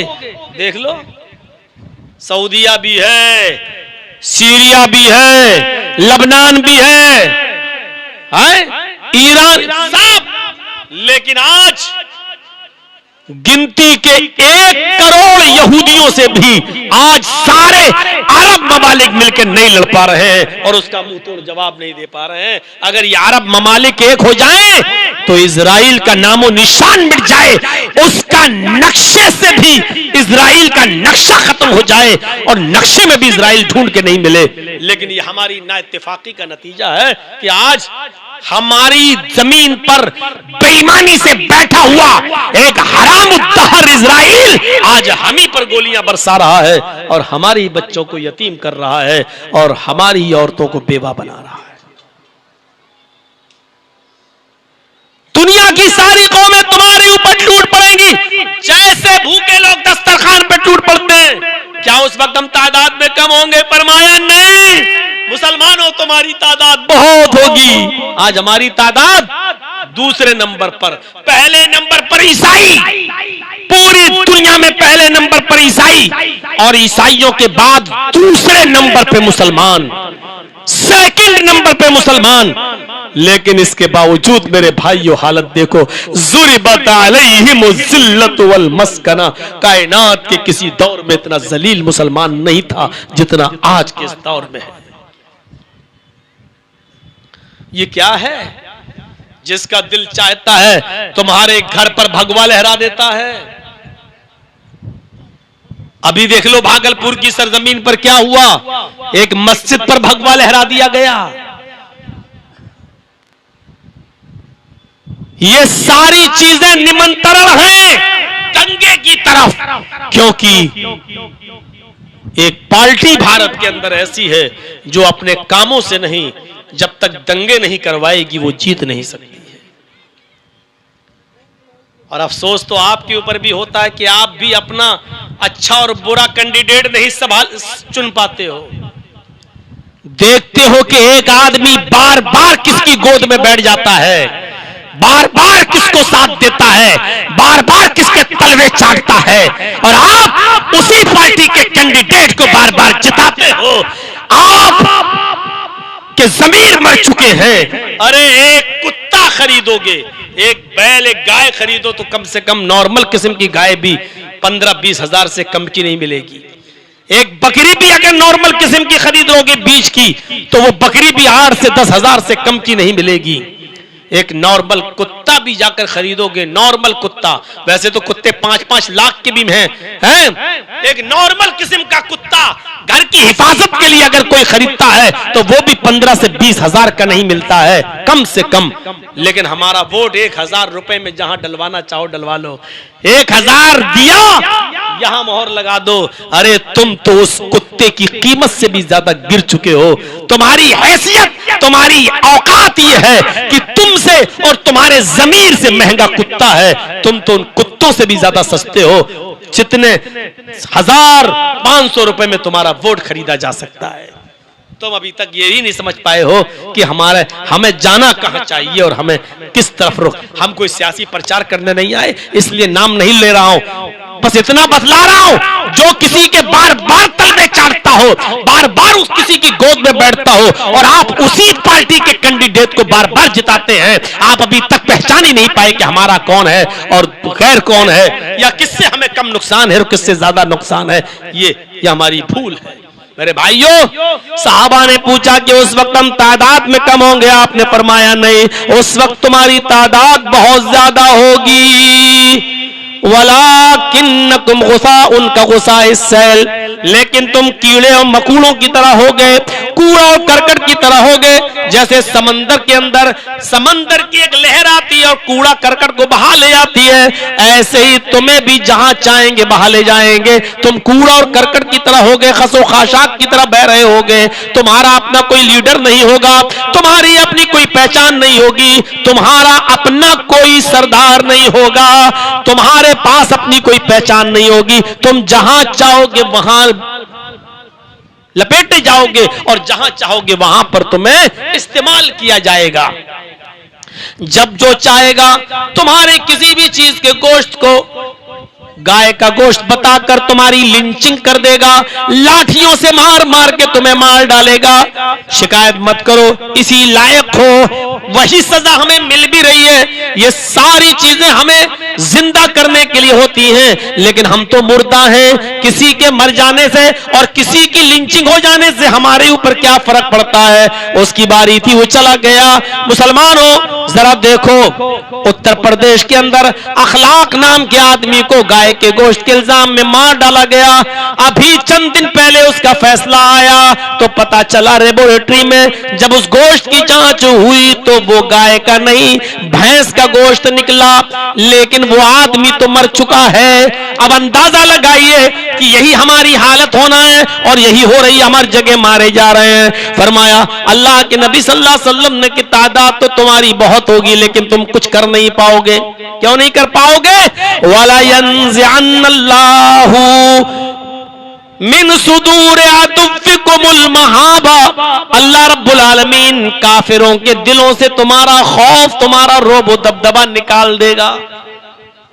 कल तक हमने अपनी आंखों से देखा है जब बारात बजती हुई जाती थी, कल तक हमने अपनी आंखों से देखा है जब बारात बजती हुई जाती थी हमारे गैर मुस्लिम भाइयों की, और जब वो मस्जिद के पास से गुजरते थे तो बारात बैंड बाजे की बाजे बंद कर दिया करते थे और कहते थे लोगों ये मस्जिद है, यहाँ लोग नमाज पढ़ते हैं और पता नहीं हो सकता कोई नमाज पढ़ रहा हो। इस मस्जिद को क्रॉस करने के बाद जब 1 किलोमीटर दूर पहुंच जाएंगे तब बैंड बजाएंगे, तब बाजा बजाएंगे, इसलिए कि मुसलमानों को गाने बाजों से नफरत होती है। कल तक हमारी मस्जिदों का इतना एहतराम हिंदू भाई भी करते थे कि हमारी मस्जिदों के पास से गुजरते हुए बैंड बाजे भी नहीं बजाया करते थे, लेकिन आज हालात ये हैं कि हमारी मस्जिदों में ऐन नमाज के मौके पर जय श्री राम के नारे लगते हुए जाते हैं। आज हमारी मस्जिदों के पास से लाउड स्पीकर की आवाजें तेज कर दी जाती है, यहां तक कि गालियां मां बहन की देकर डीजे पे बजा बजाकर मुसलमानों को आहत पहुंचाई जाती है और तकलीफ दी जाती है। आज हमारी नमाजों की भी फिक्र नहीं होती है। क्यों होगी? क्योंकि वो जानते हैं कि हमसे ज्यादा मोबाइल मुसलमान इस्तेमाल कर रहा है, हमसे ज्यादा ब्लू फिल्में मुसलमान देख रहा है, हमसे ज्यादा शराबें आज मुसलमान पी रहा है, हमसे ज्यादा गाने और बाजे आज मुसलमान सुन रहा है, हमसे ज्यादा स्ट्रीट थ्री का गाना मुसलमानों की भीड़ गई है फिल्म हालों के अंदर। तो आज हमारी मस्जिदों का मायार भी उनकी नजरों में मेरे भाइयों खटकने लगा है। आज हमारी मस्जिदों की तौहीन भी होने लगी है, क्योंकि वो जान गए कि हम जिन मुसलमानों के पास से गुजर रहे हैं ये मुर्दे हैं, ये आईसीयू में लेटी हुई कौम है, इनके पास बुज़दिली के सिवा कुछ नहीं है, इनका अपना कोई लीडर नहीं है, इनकी अपनी कोई पहचान नहीं है। इसलिए जब चाहो तब, और फिर सरकार हमारी है, हुकूमत हमारी, हमारा कौन क्या कर लेगा। ये सारी कमजोरियों को जानते हैं ये लोग, इसलिए तुम्हारा मजाक उड़ाया जा रहा है। वला यंज़िअन्नल्लाहु फी सुदूरि अदुव्विकुमुल महाबा, अल्लाह रब्बुल आलमीन काफिरों के दिलों से तुम्हारा रौब, तुम्हारा दबदबा निकाल देगा। जो खौफ और दबदबा तुम्हारा बैठा हुआ वो उनके दिलों से निकल जाएगा। वला यग़ज़िफ़न्न फी क़ुलूबिकुमुल वहन, और अल्लाह ताला तुम्हारे दिलों में वहन डाल देगा, कमजोरी पैदा कर देगा। अल्लाह तुम्हारे दिलों में वहन डाल देगा। वहन क्या है? सहाबा ने पूछा वमल वहन या रसूल अल्लाह, आए अल्लाह के नबी ये वहन क्या है, ये कमजोरी क्या है? अल्लाह के नबी सल्लल्लाहु अलैहि वसल्लम ने फरमाया हुब्बुद दुनिया व कराहियतुल मौत। ये है हदीस और दुनिया का लफ्ज, हुब्बुद दुनिया व कराहियतुल मौत। अल्लाह के नबी ये वहन क्या है? अल्लाह हमारे दिलों में कमजोरी डाल देगा। कैसी कमजोरी? ऐसा कब होने लगेगा? जो चाहेगा हमें मारेगा, जो चाहेगा कत्ल करेगा, जो चाहेगा हमारी मस्जिदों के सामने से जय श्री राम के नारे लगाएगा, जो चाहेगा हमारे घरों पर हरे भगवा झंडा लहराएगा, जो चाहेगा हमारी मस्जिदों पर हरे झंडा भगवा झंडा लहरा देगा, जो चाहेगा हमारा मजाक उड़ाएगा। ये कमजोरी अल्लाह तबारक ताला तुम्हारे दिलों में डाल देगा। यानी ये कब होगा? हुब्बुद दुनिया व कराहियतुल मौत, जब तुम्हारे दिलों में दुनिया की मोहब्बत सवार हो जाएगी। आज दुनिया की मोहब्बत हमें इतनी सवार है, वो मर्रा मरे, हम तो महफूज हैं। आज दुनिया इतनी सवार है कि दूसरा हमारा पड़ोसी भूखा सो रहा है, लेकिन हमारे घर में एयर कंडीशन चल रहा है। हमारे पड़ोस का बच्चा बीमार है, रात भर करा रहा है, हमारे पास 4 व्हीलर गाड़ी है, वो बेचारा गरीब आदमी है, वो नहीं ले जा सकता है। लेकिन हमारे पास हमारे घर के दरवाजे नहीं खुल सकते कि चलो तेरा बेटा बीमार है, ले हम अपनी गाड़ी निकाल रहे हैं 4 व्हीलर, आओ तुम्हें हम अपनी गाड़ी पे बिठा के हॉस्पिटल ले चलते हैं। ये हमदर्दी आज हमारे अंदर से निकल चुकी है, ये खत्म हो गई है। दुनिया की मोहब्बत हमारे दिलों में रच गई है और बस गई है। वह कराहियतुल मौत, और मौत को हम ना पसंद करने लगे। अल्लाह मौत कोई मर न जाए, मौत से हम मौत को हम ना पसंद करने लगे हैं। और जब इंसान मौत से डरने लगे और मौत को ना पसंद करने लगे, तो फिर समझ लो कि फिर हमें ये दिन देखना ही पड़ेंगे जो आज हम देख रहे हैं। 4 कुरान की आयतें, 7 हदीसें आपके सामने रख दी हैं दुनिया की हैसियत और औकात बताने के लिए। आइए मेरे भाइयों, दुनिया को मिसल साये के समझो। साया होता है ना, ये साया है। हम खड़े हैं धूप में जब खड़े हुए तो साया पीछे है, आप इधर भागिए, साया आपके पीछे पीछे भागेगा, और आप साये की तरफ मुंह करके भागेंगे तो आप जितनी तेज भागेंगे आपसे दुगनी रफ्तार से साया भागेगा, जो आपको आगे नहीं निकलने देगा। दुनिया को अपने पीछे भगाओ, दुनिया के पीछे मत भागो। मिसाल पे गौर कर रहे हैं? ये मिसाल मैं दे रहा हूं, दुनिया को अपने पीछे भगाओ। जब तुम दुनिया से भागोगे तो दुनिया तुम्हारे पीछे पीछे भागेगी, और जब तुम साये की तरह मुंह करके भागोगे तो दुनिया तुमसे आगे आगे भागेगी। आज तुम्हारे पास बाइक है, कल कहोगे मेरे पास फॉर्च्यूनर हो जाए, आज फॉर्च्यूनर हो गई, अब कहोगे कि मेरे पास हेलीकॉप्टर हो जाए। आज एक मकान है, कल कहोगे एक और हो जाए, आज एक गाड़ी है, कल एक और हो जाए। दुनिया की मिसाल तो साये की तरह है, जब तुम उसके सामने भागोगे तो तुम दुनिया को और मांगोगे, हल मिन मजीद, और ये चीज और एक अच्छा कपड़ा पहन लिया, अब ऐसा ही और ये फिर एक और, नहीं भर सकता है इब्ने आदम का पेट। लौकान अली इब्ने आदम वादियान मिन मालिन, अगर माल से, सोने और चांदी से भरे हुए इब्ने आदम के पास 2 जंगल भी हो, 2 गोदाम भी हो, 2 कमरे भी हो, तब भी इसका पेट नहीं भरेगा। लतुबगा सालिसा, ये चाहेगा कि मेरे पास तीसरा गोदाम और हो, ये चाहेगा कि मेरे पास तीसरा जंगल और हो जाए। पेट भर ही नहीं सकता एक आदमी का दुनिया का माल। अगर 2 जंगल हो तो कहेगा तीसरा और हो जाए, 3 हो तो कहेगा चौथा और हो जाए। वला यमलउ जौफ इब्न आदम इल्ला तुराब, इंसान का, आदमी का पेट मरने के बाद सिर्फ कब्र की मिट्टी ही भर सकती है। जब तक मरेगा नहीं पेट नहीं भरेगा। अभी मैंने कहा इंसान बूढ़ा होता जाता है, लालच बढ़ता जाता है।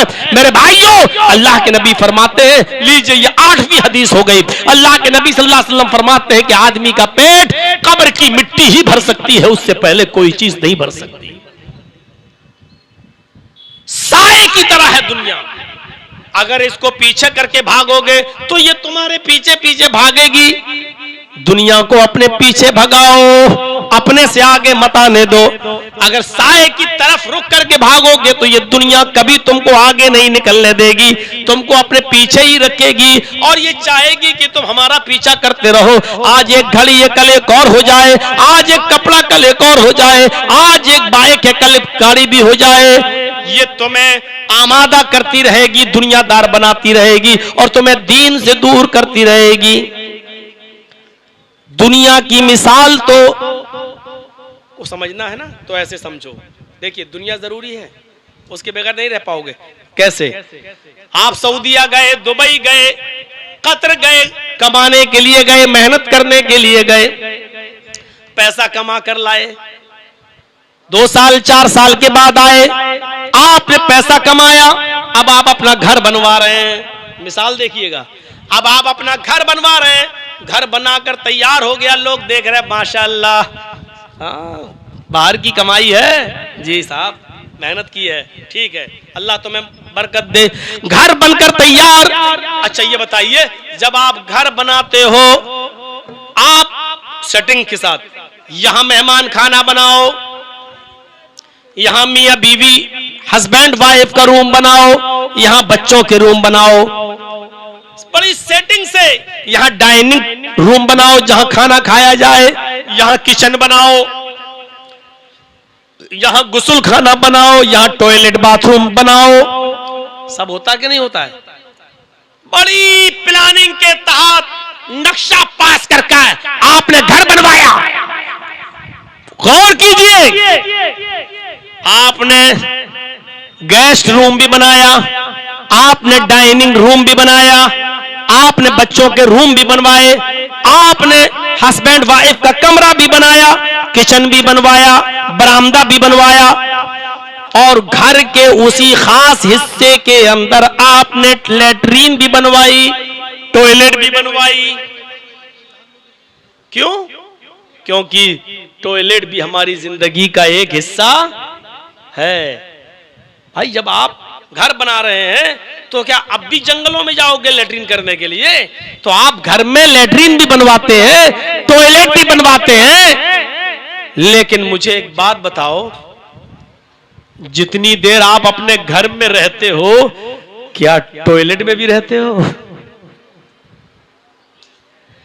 जबकि वो भी आपकी मेहनत की कमाई से बना हुआ है टॉयलेट, उसमें भी आपने संगे मरमर बिछाया है, उसमें भी आपने अच्छा पत्थर बिछाया है, उसको भी आप क्लीन रखते हो, साफ सुथरा रखते हो, उसमें बदबू नहीं आने देते हो। लेकिन घर के कोने में बना हुआ टॉयलेट आप सिर्फ जरूरत के तहत इस्तेमाल करते हो या 24 घंटे इस्तेमाल करते हो?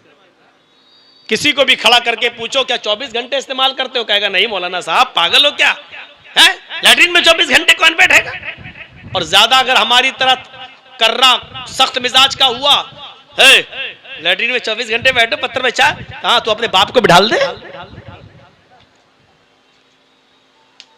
लैट्रिन को बनाना जरूरी है, क्यों? क्योंकि वो हमारी जिंदगी का एक हिस्सा है, जरूरियात जिंदगी में शामिल है लैट्रीन का बनाना। आप घर में 24 घंटे रहते हो, लेकिन लैट्रीन में मुश्किल से 5 मिनट 10 मिनट, और वो भी अपनी मर्जी से नहीं जाते हो। कोई लैट्रीन में अपनी मर्जी से जाता नहीं, जब जरूरत महसूस होती है तब जाता है। इसका मतलब जरूरत के तहत तुम लैट्रीन को इस्तेमाल कर रहे हो, बाथरूम इस्तेमाल कर रहे हो। बस यही मिसाल है दुनिया की। दुनिया जरूरी है जैसे लैट्रीन घर में बनाना जरूरी है, लेकिन जिस तरह लैट्रीन को आप जरूरत के तहत इस्तेमाल करते हो हर वक्त नहीं, बस ऐसे ही दुनिया को जरूरत के तहत इस्तेमाल करो हर वक्त नहीं। समझ गए ना? जिस तरह लैट्रीन घर का एक हिस्सा होना जरूरी है, उसी तरीके से दुनिया में आए हो तो जिंदगी गुजारना जरूरी है, दुनिया में आए हो तो दुनिया में रहना जरूरी है। लेकिन जिस तरह घर के बने हुए टॉयलेट को आप 24 घंटे इस्तेमाल नहीं करते हो, इसी तरीके से दुनिया में 24 घंटे दिल मत लगाओ। जिस तरह जरूरत के तहत टॉयलेट और बाथरूम को इस्तेमाल करते हो, उसी तरीके से मेरे भाइयों दुनिया को जरूरत के तहत इस्तेमाल करो। यह है दुनिया की हैसियत। बस एक और मिसाल से समझने की कोशिश करिएगा मेरे प्यारे साथियों। बड़ी प्यारी मिसाल देने जा रहा हूं। मौलाना रूमी, अल्लामा रूमी ने यह मिसाल दी है, बहुत जबरदस्त मिसाल दी है। दुनिया की मिसाल पानी की तरह है। दुनिया क्या है? पानी। और इंसान की मिसाल कश्ती की तरह। कश्ती समझते हैं ना? नाव। दो चीजें हैं, दुनिया पानी की तरह है और इंसान कश्ती की तरह है। अच्छा ये बताओ, कश्ती बगैर पानी के चल जाएगी? नाव को सड़क पे चलाओगे चल जाएगी? नहीं न चलेगी। नाव कहां चलेगी? पानी में। यानी नाव के लिए पानी जरूरी है, बगैर पानी के नाव नहीं चलेगी। और नाव कौन है? इंसान। और पानी क्या है? दुनिया। इसका मतलब यह हुआ कि इंसान बगैर दुनिया के नहीं चल सकता है। दुनिया की मिसाल पानी है और इंसान की मिसाल कश्ती है, नाव। लेकिन कश्ती बगैर पानी के नहीं चल सकती है। लेकिन याद रखना, कश्ती पानी में चल रही है, जब तक वो पानी के ऊपर है चलेगी, जब तक वो पानी के दाएं बाएं है वो चलेगी। भाई आपने दो लकड़ी ले ली, इधर से खींच रहे हैं इधर से खेप रहे हैं, चल रही है। जब तक वो कश्ती पानी के ऊपर है और इर्द गिर्द है, दाएं बाएं है, कश्ती चलेगी, आपको जहां जाना हो वहां पहुंच जाओगे। लेकिन अगर पानी को कश्ती में सवार करने की कोशिश की, उसी पानी को कश्ती में सवार करने की कोशिश की, उसी पानी को कश्ती में लाने की कोशिश की और पानी को कश्ती में भरने की कोशिश की, तो कश्ती भी डूबेगी और कश्ती चलाने वाला भी डूबेगा। उसमें जो बैठा है वो भी हलाक बर्बाद होगा। मेरे भाइयों, बस इसी तरीके से दुनिया है, ये इंसान है, इसको दुनिया की जरूरत है जैसे कश्ती को पानी की जरूरत है। लेकिन अगर पानी को कश्ती के ऊपर लाओगे तो कश्ती डूब जाएगी। इसी तरह दुनिया को अगर इंसान अपने सर के ऊपर उठाएगा तो खुद भी डूबेगा और अपनी दुनिया भी बर्बाद कर लेगा। मेरे भाइयों, इस दुनिया में बिल्कुल पानी की कश्ती की तरह रहो। कश्ती पानी के ऊपर रहती है, चलती है, दाएं बाएं रहती है, चलती है। अगर पानी को कश्ती में भर दिया या पानी कश्ती में आ गया तो कश्ती डूब जाएगी। इसी तरीके से अगर दुनिया को हमने अपने ऊपर सवार कर लिया तो हम भी डूब जाएंगे और हमारी दुनिया भी बर्बाद हो जाएगी। दुनिया को अपने सर के ऊपर मत ला दो, दुनिया में जरूरत के तहत चलो। बस अगर आपकी बेटी का काम अगर कीपैड वाले मोबाइल से चल रहा है तो एंड्रॉयड मोबाइल देने की क्या जरूरत है? आपकी बेटी को और आपकी बहन को जिसकी अभी शादी नहीं हुई उसको व्हाट्सएप चलाने की जरूरत क्या है? अरे वो अपनी मां का फोन क्यों नहीं इस्तेमाल करती? वो अपने बाप का फोन क्यों नहीं इस्तेमाल करती? आप उसको अलग से एंड्रॉयड मोबाइल क्यों दे रहे हैं? आप दुनिया को अपने सर पर सवार कर रहे हैं। आप कश्ती के ऊपर पानी लादने की कोशिश कर रहे हैं जो बर्बाद। कर देगी।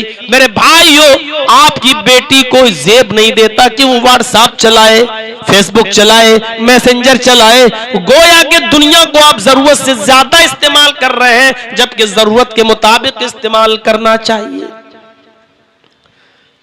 अंदाजा लगाइए, हजरत आयशा सिद्दीका फरमाती है कि मेरे पास एक मर्तबा छींट का कपड़ा आ गया। छींट का कपड़ा, हमारे यहाँ तो छींट का कपड़ा ही बोलते हैं, आपके यहाँ क्या बोलते हैं नहीं मालूम। हमारे पास एक खूबसूरत कहीं से छींट का कपड़ा तोहफे में आ गया, मैंने उसको संभाल के रख लिया। फरमाती है कि जब किसी लड़की की शादी होती थी हमारे इलाके में, तो उसका भाई मेरे पास आता था और कहता था, अम्मी आयशा, जो छींट का कपड़ा तुम्हारे पास आया है वो दे दो, मैं अपनी बेटी या अपनी बहन को वो छींट का कपड़ा पहनाऊंगा, उसी में दुल्हन बनाऊंगा और मेरी बेटी या मेरी बहन उसी कपड़े में रुखसत हो जाएगी। 2 दिन के बाद वो कपड़ा मैं अपनी बहन या बेटी से लेकर मैं तुम्हें दे दूंगा। एक कपड़ा, देख रहे हैं दुनिया की है। मेरे पास एक कपड़ा था छींट का, वो आया कहीं से तोहफे में, लेकिन मोहल्ले के लोग, शहर के लोग, बस्ती के लोग मेरे पास आते थे जब उनकी बहन की या बेटी की शादी होती थी, और शादी के मौके पर वो मुझसे मेरा कपड़ा ले जाते थे और उसी कपड़े में अपनी बेटी को, अपनी बहन को वो दुल्हन बनाते थे और उसी कपड़े में वो रुखसत कर दिया जाती थी। 2-3 दिन के बाद उनका भाई या उनके बाप वो कपड़ा अपनी बेटी या बहन से लेकर मुझे पहुंचा दिया करता था। ऐसा चलता रहा, लेकिन कुछ ही दिन गुजरे, लोगों तनाफसु कमा तनाफसु, फिर दुनिया ने थोड़ा सा पैर फैलाया। आज ये हाल हो गया मेरे शहर का। हजरत आयशा फरमाती है, अब ये हाल हो गया मेरे शहर का कि अब मैं वही कपड़ा, वही छींट का कपड़ा मैं पहनने के लिए अपनी नौकरानी को देती हूँ, अपनी बांदी को देती हूँ, अपनी लौंडी को देती हूँ, अपने घर में काम करने वाली को वो कपड़ा देती हूँ, तो वो भी नाक और मुंह बनाती है। आज वो कपड़ा मेरी घर की लौंडी भी पहनना गवारा नहीं करती। देख रहे हैं आप, एक दिन था, हजरत आयशा कह रही, एक दिन था कि वो तोहफे में मिला हुआ कपड़ा मुझसे मोहल्ले के लोग ले जाते थे और अपनी बहन या बेटी को उसी कपड़े में दुल्हन बनाकर रुखसत करते थे और 2-3 दिन के बाद कपड़ा मुझे पहुंचा देते थे। आज दुनिया ने पैर फैला लिए, उस जमाने की बात हजरत आयशा कह रही, आज दुनिया ने पैर फैला लिए, आज इतने पैर फैला लिए कि वही छींट का कपड़ा जो मुझे तोहफे में मिला मैं अपने घर की नौकरानी को देती हूँ, तो वो भी पहनने के लिए तैयार नहीं, वो भी नाक भौं चढ़ाती, मैं ये कपड़ा पहनूंगी। इसको वो बुरी नजर से देख रही थी कि देखो दुनिया कहां से कहां पहुंच गई। अल्लाह के नबी सल्लल्लाहु अलैहि वसल्लम के पास कहीं से एक रेशम का रुमाल, एक रेशम का कपड़ा आ गया। आप उस कपड़े को देखे हुए थे, चूंकि रेशम मर्द के लिए हराम है इसलिए पहन नहीं सकते थे, लेकिन रेशम का रुमाल है, मुंह पोंछने ओछने के लिए ठीक है, पहनना गलत है, मर्द के लिए पहना नहीं जा सकता। फरमाया रेशम का वो कपड़ा, वो रुमाल कहीं से आ गया। सहाबा किराम उसको देखने लगे, इतना अच्छा, एक जाता दूसरा देखता, दूसरा जाता तीसरा देखता, उन्होंने कभी इतना खूबसूरत और ऐसा रेशमी कपड़ा देखा ही नहीं था। वो देख देख कर खुश होने लगे। ये भी अल्लाह के नबी ने देखा कि ये लोग रेशम के कपड़े को देखकर खुश हो रहे हैं, ऐसा ना हो कि दुनिया की मोहब्बत इनके दिलों में पैदा हो जाए। आपने फरमाया मेरे साथियों, ये रेशम का जो कपड़ा तुम देख रहे हो, लमनादिल साद, साद इब्ने साद फिल जन्नति अफजलु मिनहा। आए मेरे साहबियों, लमनादिल सादिन फिल जन्नति अफजलु मिन हाज़ा, ये रेशम का कपड़ा जो तुम मेरे हाथ में देख रहे हो, साद को, हजरत साद को जन्नत के अंदर जो रेशम का रुमाल मिलेगा, जो रुमाल मिलेगा, जो हैंडकरचीफ मिलेगा, जो दस्ती मिलेगी, वो इस कपड़े से लाख गुना बेहतर होगी। यानी जन्नत के कपड़ों के लिए तैयारी करो, दुनिया के कपड़े की तरफ मत मरो, इसकी तरफ मत दौड़ो। गौर कीजिए, मनादिलो सादिन फिल जन्नती अफजल मिन हाजा। हजरत साद को जन्नत में जो रुमाल मिलेगा वो इससे लाख गुना बेहतर होगा। आपने ये कहकर लोगों का रुख मोड़ दिया और लोगों को दूसरी तरफ घुमा दिया, कहीं दुनिया की मोहब्बत इनके अंदर सराहत न कर जाए। सोचिए, एक बार हजरत अबू उबैदा इब्न अल जर्राह को आपने बहरीन भेजा, जाओ वहां के काफिरों से जिजिया और टैक्स का माल लेकर आओ। हजरत अबू उबैदा इब्न अल जर्राह बहरीन गए और वहां से जिजिया और टैक्स का माल लेकर आए। वो सहाबा में तकसीम होना था। मदीने आए, मस्जिद नबवी में पहुंच गए। अंसारियों को, मदीने के अंसारियों को पता चला आज अबू उबैदा इब्न जर्राह बहरीन से बहुत सा माल लेकर आए हैं। सुबह फजर की नमाज के बाद ये माल तकसीम होगा, ये माल बटेगा और हमें भी हमारा हिस्सा मिलेगा। सहाबा किराम रात ही से मस्जिद में जाकर बैठ गए। फजर की अजान से बहुत पहले आ गए और मस्जिद में बैठ गए। ऐसा ना हो कि फजर के वक्त आंख बंद लग जाए, ना उठ पाए और माल से महरूम रह जाएं, तो सब पहले आ गए। अल्लाह के रसूल फजर की नमाज पढ़ाने के लिए जब निकले तो सहाबा किराम से भरी हुई मस्जिद को देखा तो आपने पूछा, क्या बात है, आज तो माशाअल्लाह मस्जिद खचाखच भरी हुई है। साहबा हंसने लगे जी।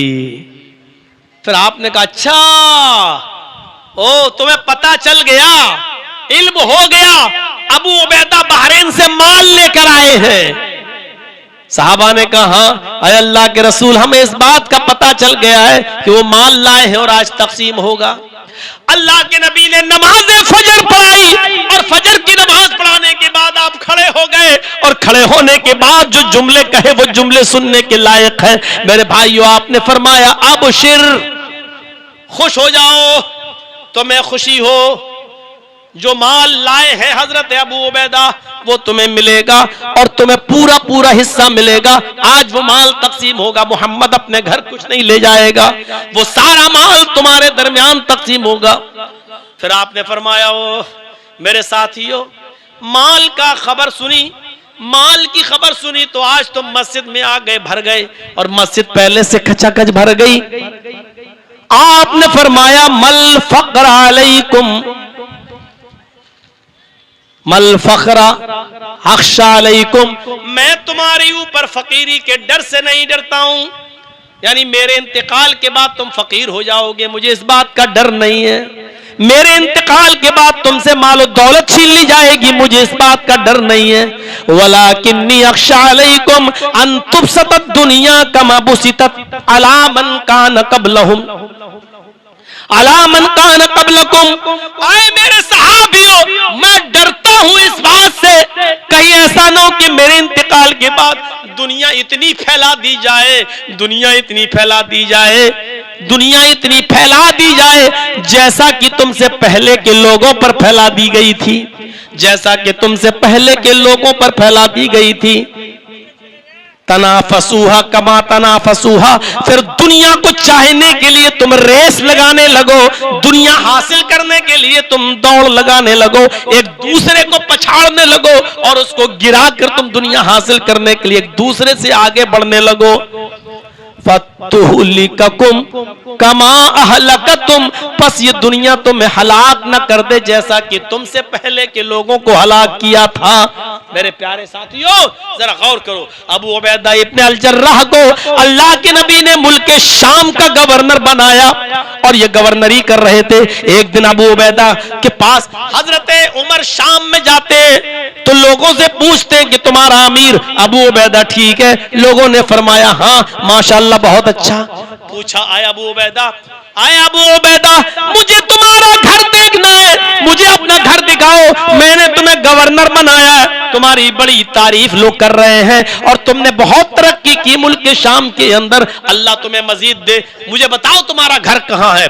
हजरत अबू उबैदा इब्न अल जर्राह कहते हैं, अमीरुल मोमिनीन मेरे घर में न चले तो बेहतर होगा। फरमाया नहीं मैं चलूंगा।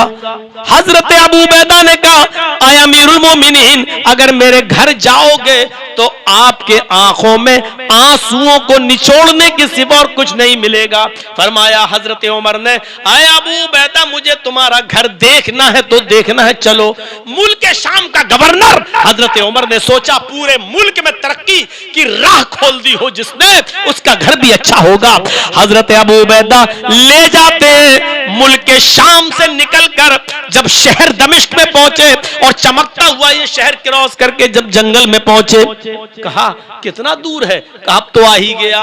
और थोड़ा दूर गए, फिर उमर ने पूछा कहां है? और कितना दूर? कहा अब तो आ ही गया।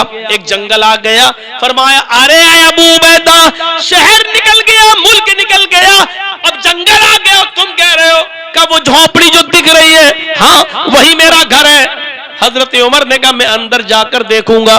जब अंदर गए तो क्या देखते हैं, कच्ची जमीन है उस गवर्नर की, मुल्क शाम के गवर्नर अबू उबैदा इब्न जर्राह की कच्ची जमीन है मिट्टी की। अंदर दाखिल होते हैं तो छत पे नजर डाली, छत है ही नहीं, खजूर के पत्तों के पटी हुई छत पड़ी हुई है, खजूर के पत्ते से ढकी हुई है।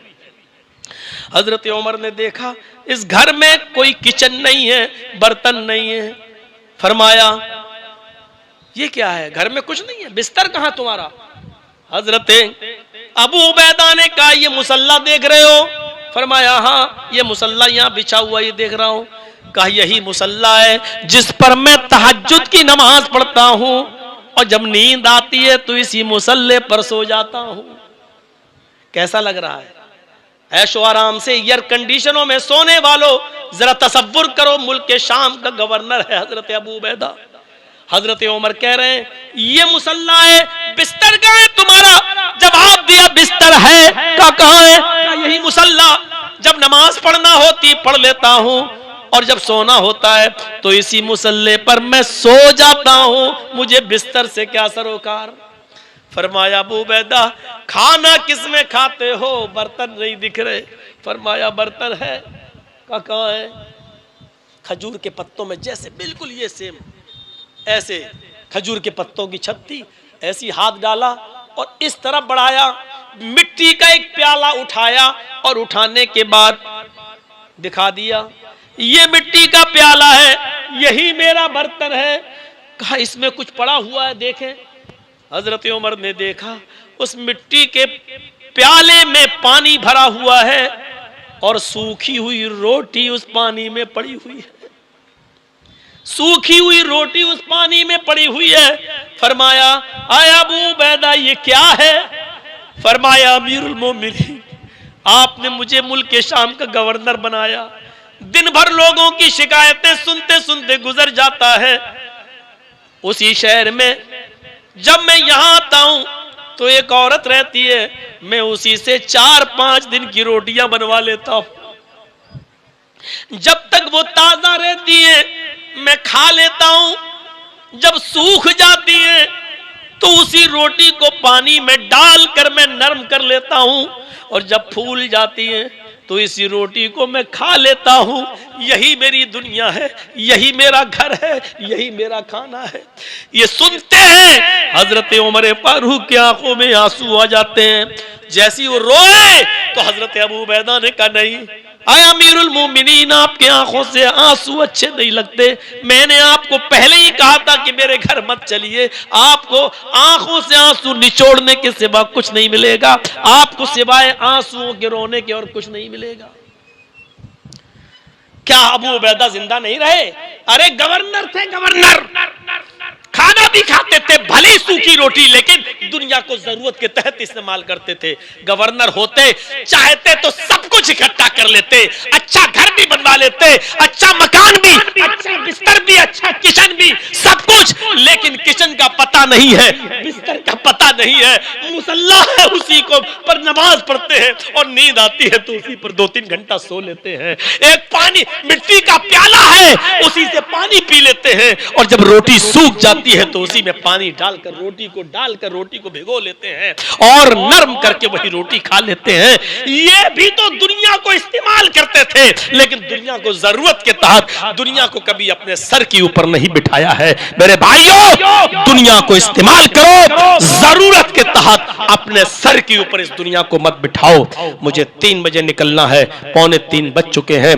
मेरे प्यारे साथियों, अल्लाह से दुआ करता हूं कि मैं अल्लाह ताला हम सबको दुनिया की हैसियत को समझने की तौफीक अता फरमाए और दुनिया को हमारे लिए जरूरत के तहत इस्तेमाल करने वाला हमें बना दे। अल्लाह, दुनिया को हम सर के ऊपर न उठाएं, दुनिया को अपने पीछे दौड़ाने वाला हमें बना दे। इलाहुल आलमीन, जब तक तू हमें जिंदा रख, इस्लाम पे जिंदा रखना, और जब हमारा खात्मा हो तो ईमान पर हमारा खात्मा फरमाना। वमा अलैना इल्लल बलागुल मुबीन व आखिरु दावाना अल्हम्दुलिल्लाहि रब्बिल आलमीन। अस्सलामु अलैकुम व रहमतुल्लाहि व बरकातुहू। मस्जिद का जलसा है, मस्जिद की तामीर का मामला है। आधे से ज्यादा लोग जा चुके हैं। हमसे कहा था कि ऐलान कर दीजिएगा, लेकिन बीच में अगर करता तो अच्छा नहीं था। अब मैं अगर करूं तो आप लोग जा चुके हैं, फिर भी मैं 5 मिनट के लिए स्टेज पर बैठा